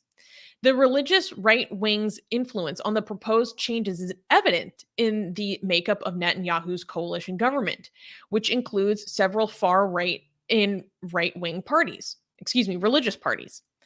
However, the protests against the proposed changes, described as the largest in Israel's history, have also been diverse, with people from across the political and religious spectrum speaking out against them. Despite this, Netanyahu has no plans to drop the bill altogether. So, Armin, I know that this is something that's very important to you, and you've been sending me a lot of news about this, so I wanted to talk about it. Give us, give me everything. What are you thinking about, friend? Well, I mean, I can't give you everything because that would make it I could do a 2-hour stream right now on this specific topic alone. But Do I it, do it. don't, no, I think I can't. I don't know even where to start. Um, okay, so here's the thing. First of all, let's talk about the significance of this, right? We are talking about the end of democracy and liberalism, and that is not an exaggeration. That is not an exaggeration. Sometimes people are exaggerate. This will make Israel an illiberal country if all of this happens, right? Um, However, Netanyahu has put himself in a position where he has to, for his own personal gain, he has to destroy Israel. So it's not like he would go back. Like no matter how many people go into the streets, right? Other people have to force him. It's not going to be for the sake of Israel. He's not going to stop this because he has signed a deal with the devil, and by the devil I mean religious parties in Israel, right? Which is worse than the devil, right? And if he loses their support, his whole coalition will break apart. So they have him, these racist far right religious parties have Netanyahu by the balls, okay?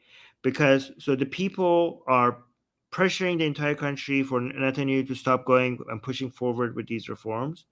But if he does that, and he loses the support from the religious parties and the coalition breaks apart, Netanyahu could be facing jail time, right? This is Netanyahu. It's not just about remaining a prime minister.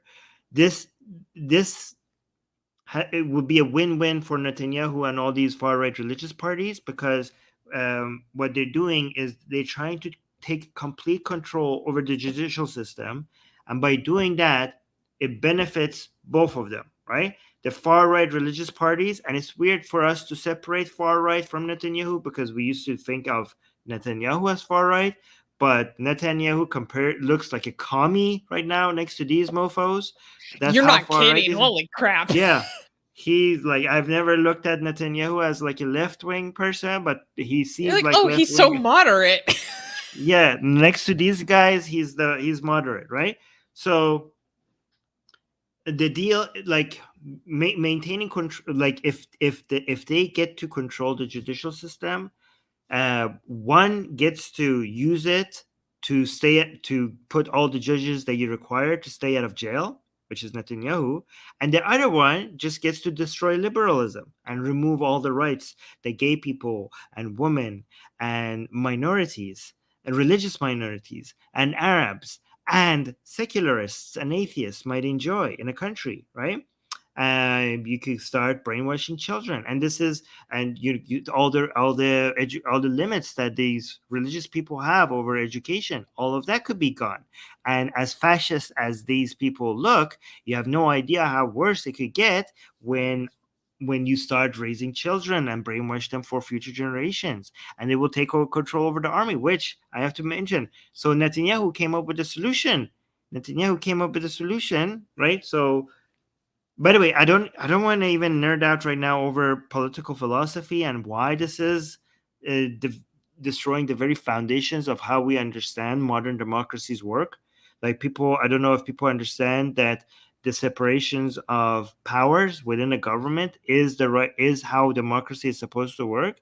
That's how ever since Montesquieu we understand that this is the model that we should go with. So these people who think like, oh well, it's democracy, they got voted in, so why would the court system limit the laws that they want to pass? These are people who don't even understand how democracies work. Like we have absolute democracies, which is a form of tyranny of the majority, and we have liberal democracies. So what we want is a liberal democracy, which there's a limitations of what the judicial branch, on what the legislative branch can do, and the limitations are enforced using a constitution or something like a constitution with the judicial branch. So with that wall between the judicial branch and the legislative branch being broken apart, you have the very foundations of a liberal democracy being destroyed, right? So what has been the solution? We were like, okay, Netanyahu is stuck between a rock and a hard place. From one side, the whole country is being torn apart, right? And we have the greatest revolution in the Middle East now, even passing the Masses Revolution, which is amazing. It's very impressive. By the way, every single Israeli that is fighting for to save your country, we see you and we're proud of you. Thank you for fighting for liberalism. We need you to do that because the entire Middle East and maybe the rest of the world depends on Israel surviving. Israel is the tiny country that influenced the entirety of the rest of the planet, that affects the superpower that is the United States. And without Israel being a liberal democracy, we are fucked, right? So please keep fighting. We are all relying on you for this to work out, because if that ship goes down, a lot of other countries are going to go down with it, right? So there's that. But here's the thing. So Netanyahu was stuck between. I keep trying to finish this thought, and I keep getting distracted by other things. But Netanyahu is stuck between a rock and a hard place, right? One is all these people in the streets, a major, major revolution happening, the whole country being on the verge of collapse, both ideologically and economically, and almost everything else, right? Um, but the other one being the other side being is that him not going with the reform and losing the coalition, right? So he had to come up with a solution. He had to come up with getting all these other religious parties to give them something so that they accept the delay of the reforms, right? Of these laws being passed, right? So what? And they seem to have come up with something. You know what he gave them? Do you know what Netanyahu is giving them? I don't know if that is gone through yet, He's but do you giving know? Ben Gavir like a private militia. Yeah, there's their own private army. So now these religious nut jobs are going to get their own private army in return for delaying some of these reforms. So I don't know if we should be going yay or like holy crap. That's So terrifying. the These people fascists are getting, are, yeah, yeah. the fascists are getting the fascists in Israel are getting their own private army. That's what they're getting. So yes, it's pretty insane. Yeah. Yeah. They are some of the most virulently racist people I have ever known to exist. Yeah. These like fascist settlers. Holy crap. Like it's so terrifying. So Mm. I have you weren't kidding when you're talking about Israel being pulled apart because Netanyahu, when he announced that he was putting in a delay on it, he literally said that I'm doing this to avoid a civil war. He used the words civil So war. yeah. Holy crap. One. Mm. Two, you said that this has surpassed the Massa revolution in Iran. What do you mean by that? Well, I mean, in what he's been able to achieve, and I think the numbers. Oh, of people actually in the streets? Yeah. That's a good point. Hmm. Yeah. Interesting. And I'm gonna have to think about some things later. Um. Oh my god. Okay. So I then mean, the next thing. the Go ahead. the whole region is going through many different revolutions, right? We have the Master Revolution, we have this, we have the Turkey elections coming up.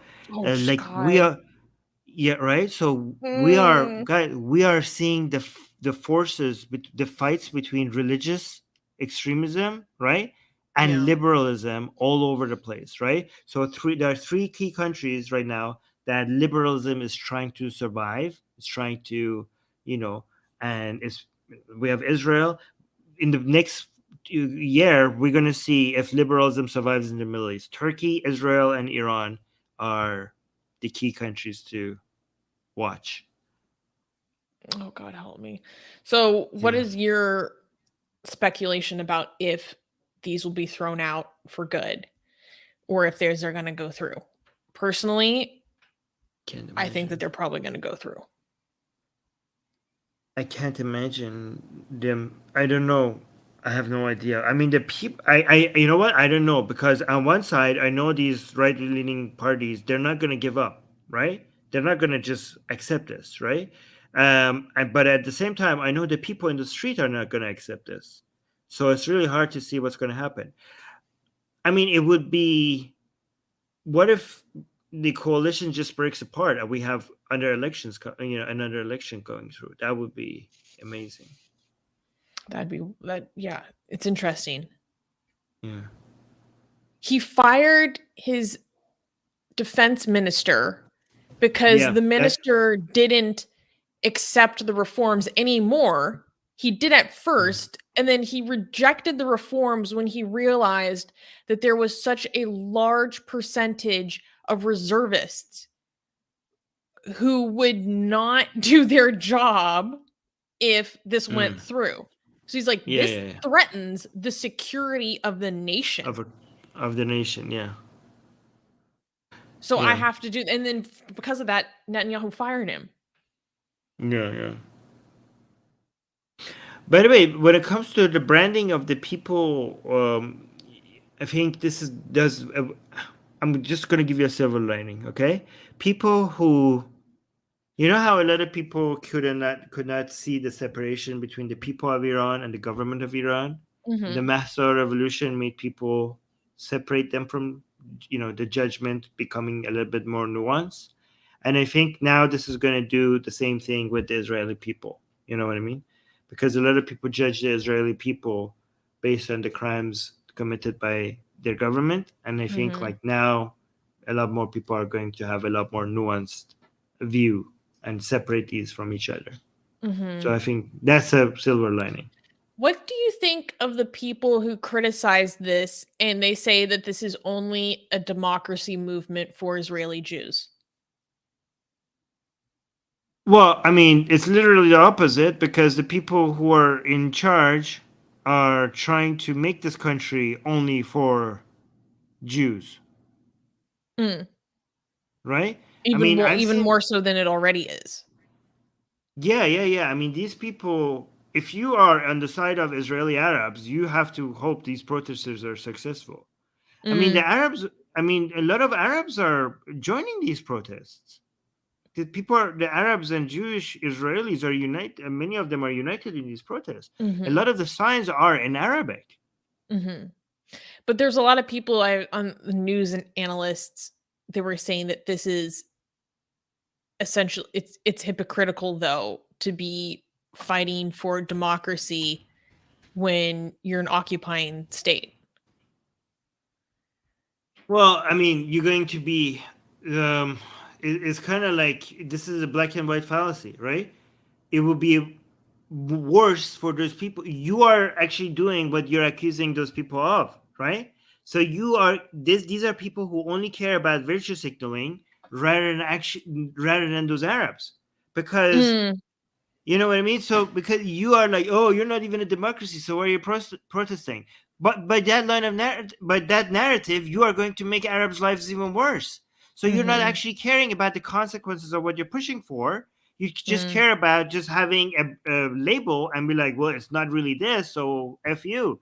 Well, no, f you. You are the one who actually is demonstrating that you don't care about the lives of the actual experiences of Arabs living in Israel, because their lives would be a lot worse under these far right religious parties. So if you actually care for them, you should be supporting the protests. That's a good point. That's a good point, Armin. Wait, let me actually show you. Did you see what Netanyahu's son said? He has a lot of conspiracy theories. What specifically? How old is his son? Now I'm curious. He said, Netanyahu's son said that these protesters are Iranian-backed people. This is an Iranian conspiracy. The Iran conspiracy. Yo. I was like, did he just pull the Khamenei? Did he just He pull the did. Khamenei? He did. That's so like, funny because in the news analysis I was watching about this, they kept on talking about all the conspiracies. And then I was like, if you're a Zionist Israeli, who do you point as being the cause of your conspiracies?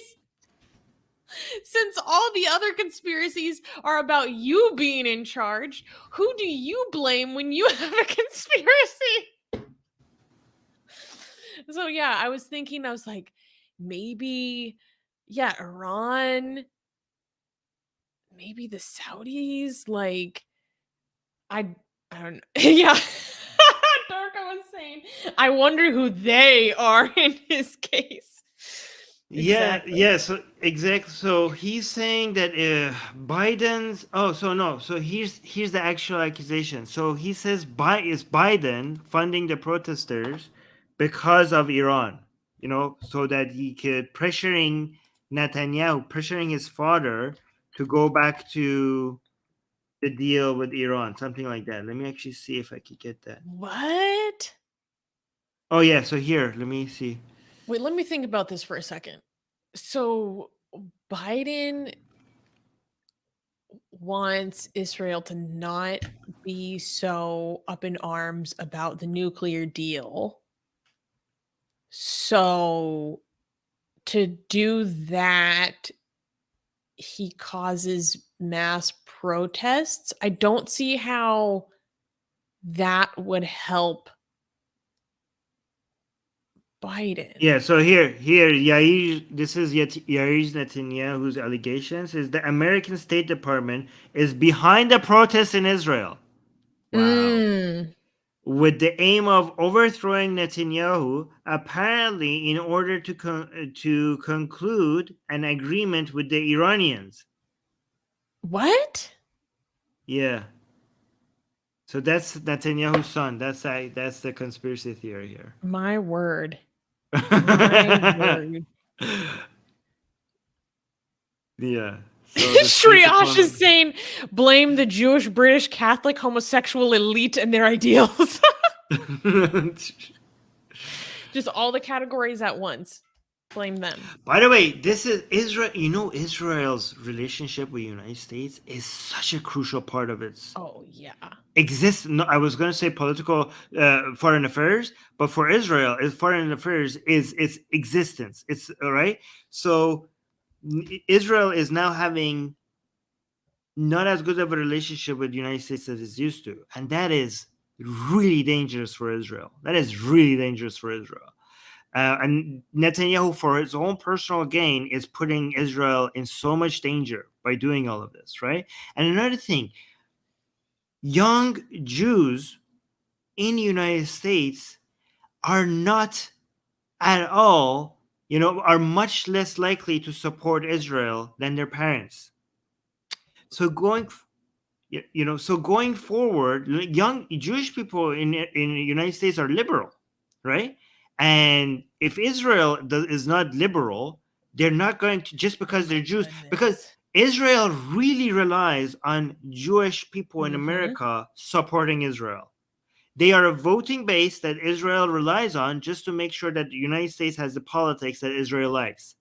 And a lot of Jews in the United States, in the next couple of generations growing up, they're going to have no allegiances or no ties or no sympathy to Israel at all, especially because they be liberal and Israel be conservative, more than conservative, far right, fascist, right? So at that point, Israel is going to lose that connection with the United States, and that would be devastating. That would be very dangerous for them.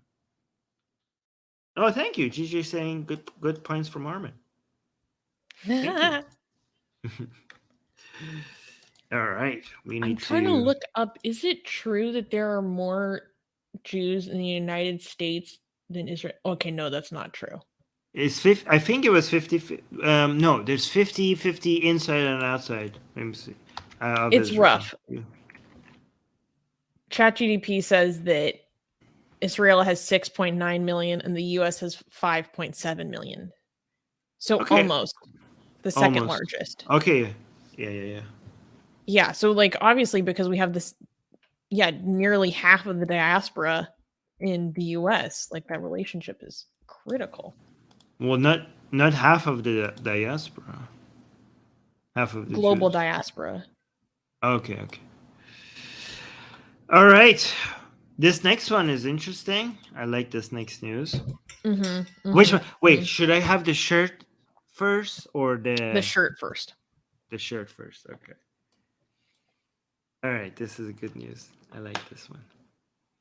Do we get Okay. Oh, no, wait. We got a super chat that we need to read. GJ is saying similar governments moving to subjugate the courts are now ongoing. Oh, yeah, this is actually true. This is happening in other places as well. In Hungary, Poland, and even in the UK.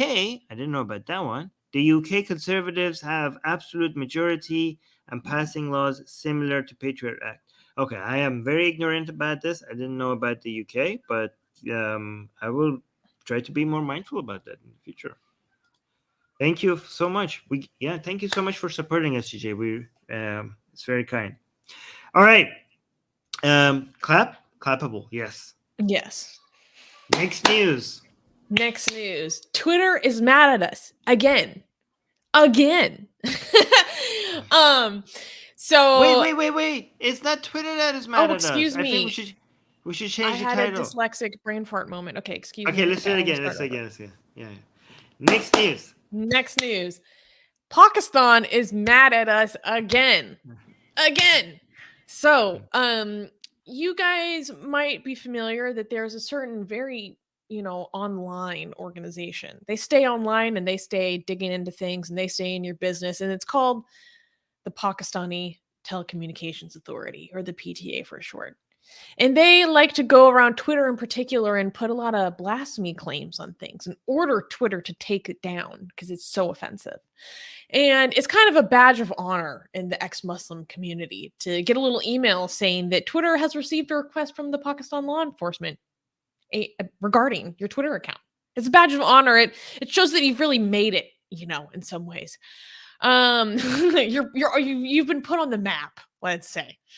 And so we had one happen to us recently. And actually, just this few weeks ago, or maybe last week, we got a few more emails rolling into the inbox saying, oh, Pakistan, that they have something to say again. So I thought we should review with you guys, what the PTA, our good friend, the PTA, why they're knocking at our door again. Okay, so Twitter is telling us that they received legal letters from government of Pakistan about our tweets. Okay, so this is what Pakistan is up to. This is how Pakistanis. This is how your tax money is being spent. So shall we look at the tweets that we have? Twitter has received legal complaints from the government of Pakistan. There's two this time, right? This time there's two. All right, so here's the first one. Oh, yes, of course. Of course. Our beautiful Allah is Gay shirt, still available in the Atheist Republic merch store. Check the link in the description if you want one. I would put a link. Why would they have a problem? Why would they have a problem with this?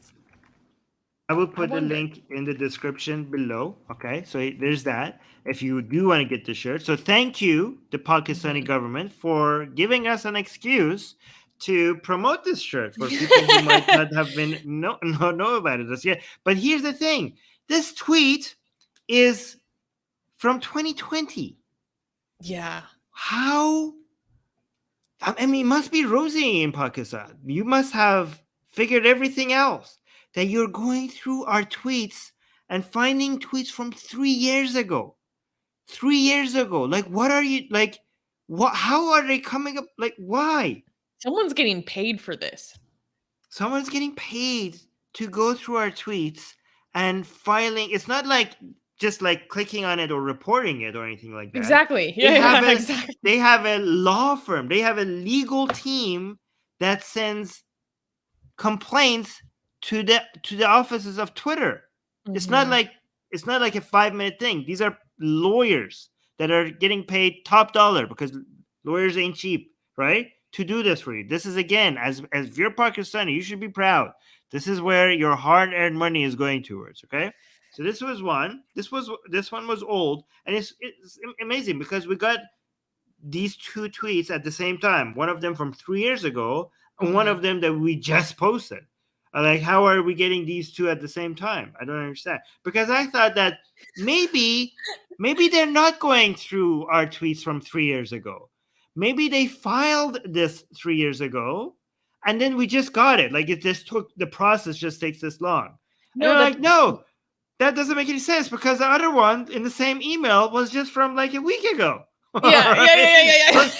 So they're actually going through our tweets from years ago. These idiots are actually going through our tweets from posted years, like something that nobody else is seeing. You're the one who's bringing it to surface, because nobody is seeing that anymore. So thank you. You played yourself. Something that people weren't seeing, now people are going to see because you decided to cry about it. Okay. So let me bring up the second one. You have a very good point. Okay, maybe their first one was not very, not smart. Okay, maybe the first one was like, what's the harm in this? Like, how is this harmful? How is this dangerous? But this one, I think they have a point. This is dangerous. This is a threat to society. This is, I think I could understand why this one they had an issue with. So here's the second tweet. Yeah.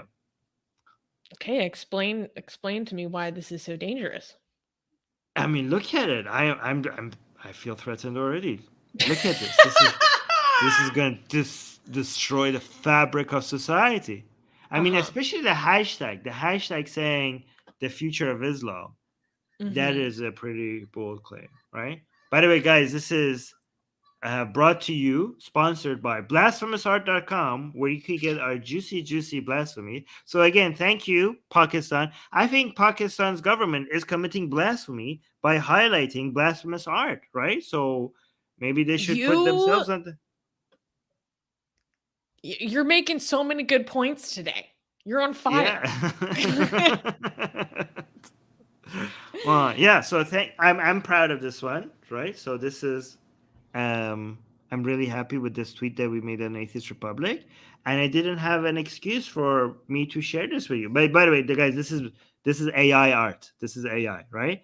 And I made this, and I wanted an excuse to share this with you guys on YouTube, because follow us on Twitter. Follow Atheist Republic on Twitter at Atheist Republic, because you don't get to see these things on our YouTube channel, but you do get to see it on our Twitter account, right? So, but now because of this, now I have an excuse to show. Yes, but D is right. You're saying that Atheist Republic is spreading corruption, and Seed of Iblis is saying, "Mashallah, I have now reverted to Islam." By the way, I'm not kidding. I am kind of kidding, but I'm also very serious. This is, I think, the future of Islam. We had a whole series of art like this, but the future of Islam. But what I was trying to say with these AI arts like this one is to say that, like, the Islamic symbols will end up being symbols only.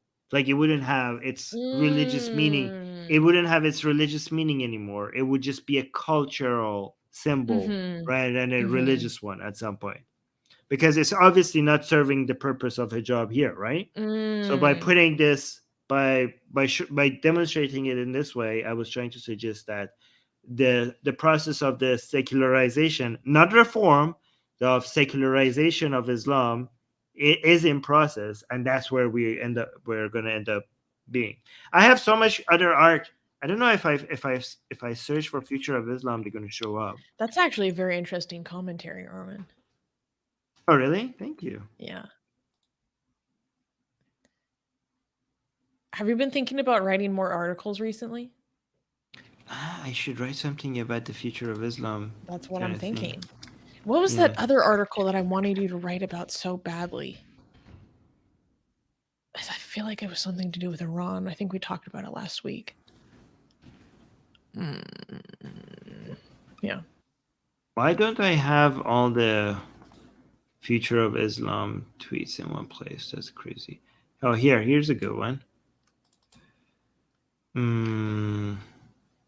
Wait, maybe I should just go on our Instagram as a way to promote our Instagram. Yeah, let me show you all the future of Islam posts. Oh wow, Here, let me see. Okay. Remind me to show that next time because I just got a strike on Instagram. I don't know why. What happened here? I was trying to show you something on Instagram and Of I just course.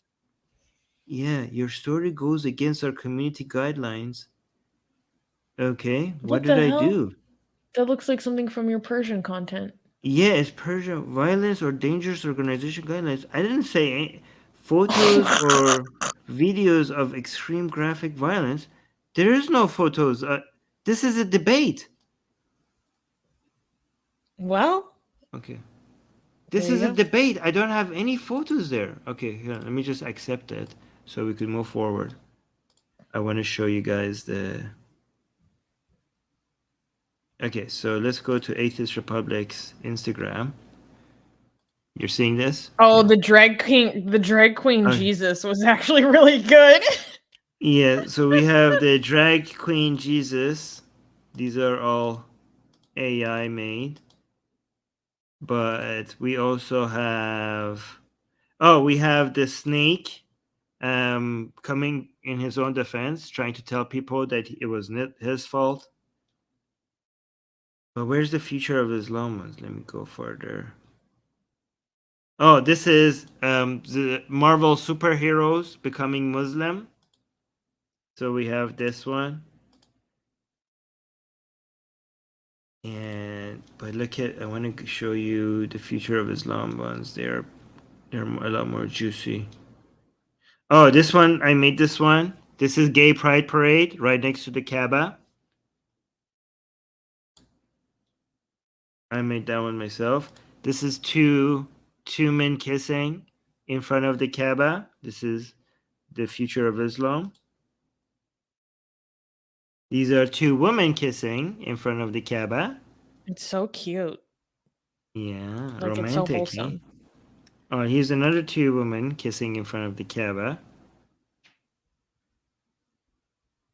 Another two women kissing in front of the Kaaba. Here's the I really LGBT liked flag. this one. Yeah, That was the cool. LGBT flag Yeah. at the Kaaba. You like that? Yeah. Ooh, This D is one. asking, will AI predict Muhammad? Excuse me, depict Muhammad. No, I can't do Muhammad. I can't do it. Doesn't when you do Muhammad Allah, it's like it goes like no. But it'll do Jesus. It will do Jesus. Yes. This one was Will do good. Hindu Look. stuff? Yeah, it would do.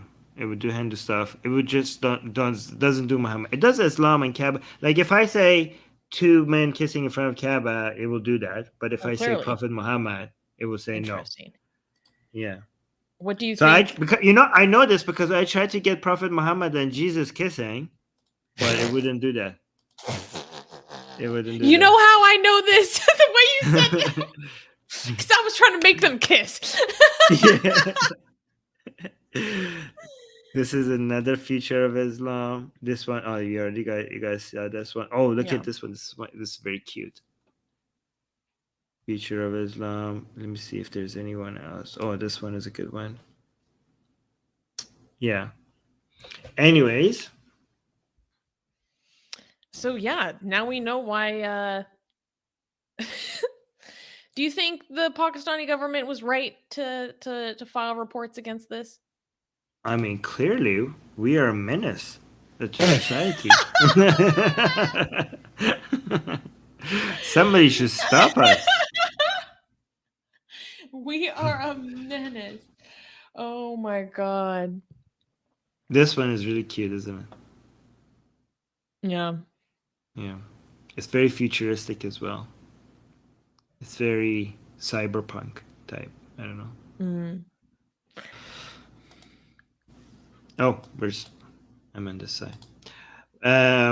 We got another super chat by GJ saying Armin should make more topical videos instead of writing articles. Well, I could do both. Mm-hmm. Yeah. There's that. Maybe I but just thank like you for to the super see his chat. name in print. No, but you're right. I do think video gets a lot more notice. But thank you for the suggestion, and thank you for the super chat. Oh, you had another comment. Okay, never mind. All right, so we have a 2-minute video to watch. Oh, from the Armin agitators. Yes. It's just 2 minutes. Are you ready? Mm-hmm. So, guys, for people who don't know, we have a cult that has turned me into its leader. Not my fault. I don't know if it's we. Oh, there's no cult based around me. I think it's No. you. I think you have it. No, like we have a cult is just the way that you say that something exists. We do be having a cult situation. We have a cult situation. That's what I'm saying. Does that make sense? No. You don't We get have it. a cult situation on our hands, you guys. Yeah. So this cult sends me videos and to play for you guys. So for people who don't know what's going on, just bear with me. This is just the latest cult update. We have a cult of Armin agitators, and we are supposed to try to get a conversation with this very Christian guy, Bill Jansen, and they have raised an army to make us go on the same stream and talk to each other. And guys, try to make a competing cult around Susanna to see if we could get you know what? I'm good. It seems like a lot of pressure. Yeah, seems like a lot of pressure. I don't want to. I got enough on my plate. Okay. So let's watch this cult update about what how have my cult members progressed in trying to make me and Bill Jensen meet. Okay, let's see what this is about. Let me know if you have idea. Okay. Yes. I don't have flowers in here, but if I did, I would definitely show you. Fusion of Wario, Armin, Chris, and Eric. That is not true, Jeremy! You take that back right now! That is not true! Isn't that the Hobbit? Armin. Tabiak, get out of here and never come back again! You can get your sinful self. Hail Armin.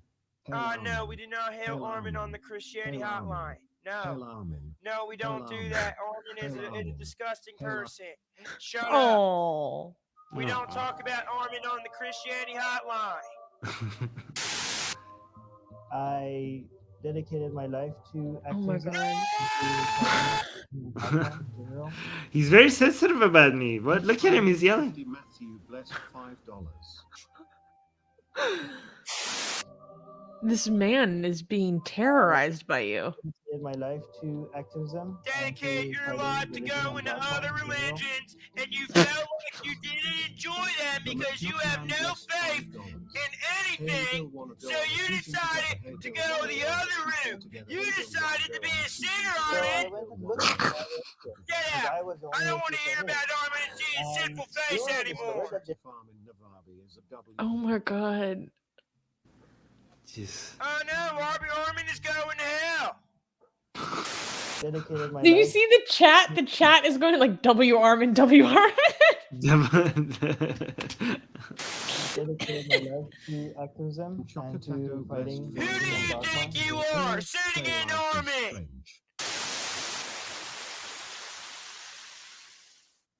Okay. Oh. Oh. Oh, there's Bill, more. it is only a matter of time before the Master himself will address you. What? If you are not already afraid, you should know that you will soon be shaking in your boots. Oh my god. What do we say to you? We have already given you all the information required to put an end to the chaos that you have brought upon yourself because of your own lies. Holy. Regards, the Armin agitators. Okay. Oh my. Okay. I'm scared of this. I'm so uncomfortable right now. I'm like... Okay. All right. So we got a super chat saying "Hail Armin." Okay. Thank you, Norman, a fellow Armin agitator. Thank you. You know what? The Armin agitators, they're out here. They're still going strong, and they make their presence known. Yeah. That scared the crap out of me when that voice comes in all of a sudden. I was like, oh my God, I don't like this. Oh my god. Oh Why does yeah. it have to be So so threatening? Armin Yes. brings a lot of positivity into this world, man. no, I'm being encouraged by my cult members to be more threatening to get to Bill. Yeah, so I will be more threatening if needed. Counselor Fudge is saying, yeah, his viewers seriously love you at this point. I'm not kidding. Oh, so Bill's followers are now. We should steal them. We should, instead of making his viewers, should become our cult members. Let's try to recruit as many of them as we can. But It's yeah, funny thank you that- for your surfers, Counselor Oh my Fudge. God. Yeah. Salute. Oh Salute. my God. And we got go on. That just Yeah, but what's super? that video took a turn I was not expecting. I'm still I'm Yeah. still a little bit shaken. Yeah. All right, so we got a super chat from GJ saying some IT tech advice. What's the best way to use ChatGPT in your experience so far? For Well, but everything, it as a doesn't way- matter. What's the best way to? No, what's the best way to use them? Okay, there's a lot I could say, but one tip I will give you is to prime it. So before asking it for something, give it a lot of context and tell it what you're trying to do, what you're trying to accomplish, and then ask for what you want. So that's my advice. Yeah. Give it a lot of context. Oxymoron is saying full support to Susie cult. Would you want to consider? Yeah, you would. You might get a. Yeah, because Newman also sent a super chat. Thank you, Newman, and said, "Susie, should I start a cult for you?" You know, it was funny because when we talked about this, I saw the chat. You know, a lot of the chat actually bringing up that I did technically have a simp army. That I did have the Susanna simp army going for a second. Few years ago. Should you start a cult for me? You know what? I'm good. I don't. It's a lot of this, you know. There's a lot of pressure. There's expectation put upon you. I already lead an organization, and I have to worry about that. I have to deal with. No, you don't have to do anything. You could, yeah. You don't have to do much. I don't want to start a beef with anyone. Like I don't need anyone to raiding a chat on my behalf. Like How about you just be the queen in my cult? How about that? Do you want to become like the authority? Okay. The queen. Yeah. Okay. We can do that. Okay. All right. Be so the lieutenant. Oh yes. my God. We have Asian Americanization. But in this stream, glory to Susanna, equal rights, Panda, Shen, and I, Armin, nitpicky words, Shen. We got also gave us another super chat. Thank you, GJ. Saying Atheist Republic becoming an organized religion, weekly congregations on Sundays, AR garb called merch, AR insider jargon, official memberships, obsession with sexuality, blasphemous art. You got us. Yes, we're not hiding it. We're calling it a cult. As long as it's guys, you could be a religion as long as it's a joke religion. Okay, so kind of like the temple, the Satanic Temple, right? So you could have fun with it and pretend to be a religion, but just don't go be a real religion. Just go be a fun satire. Be a sat. If you want to do religion, do satire religion, not the real one. Yeah. But yeah, thank you again. Shreyash is saying that I'm not polarizing enough to be a cult leader. Wait, what are you talking? Am I polarizing enough? I am. You are. Who are you? What are you talking about? We know this about you. I played myself. I shouldn't have that. You're only like my most controversial friend. Yeah, I'm like, what am I even asking that? God damn it! All right, guys. I just remembered my own history, and I'm gonna shut up. like Armin meets Armin. We have gone overtime, so we should end the stream like now. But thank you guys for being here. Thank you for all the super chats. We got so many super chats today, so thank you so much for that. It helps out the channel so much. Yes, guys, please leave us a comment after the stream is over. That really helps boost the channel. And don't forget to like and subscribe and hit the bell notification. We just talking about super chats. We just got another super chat by the Armin agitators. Thank you. Oh my so god. Yeah, saying, do you want to read this because I know they like it when you read it. Oh yeah. First of all, thank you for the super chat saying coming soon, supposedly a message directly from Mahdi Armin himself. Yes, Fudge is awaiting the recording session. We have been told. Oh wow! Yes, I have been. There's collaboration going on. I have been promising a recording, and I know that I have just been very, very busy. But the Mahdi will deliver. The Mahdi will deliver. Yeah, it has been promised. Yes. So okay. Oh my god! Okay. What is my life?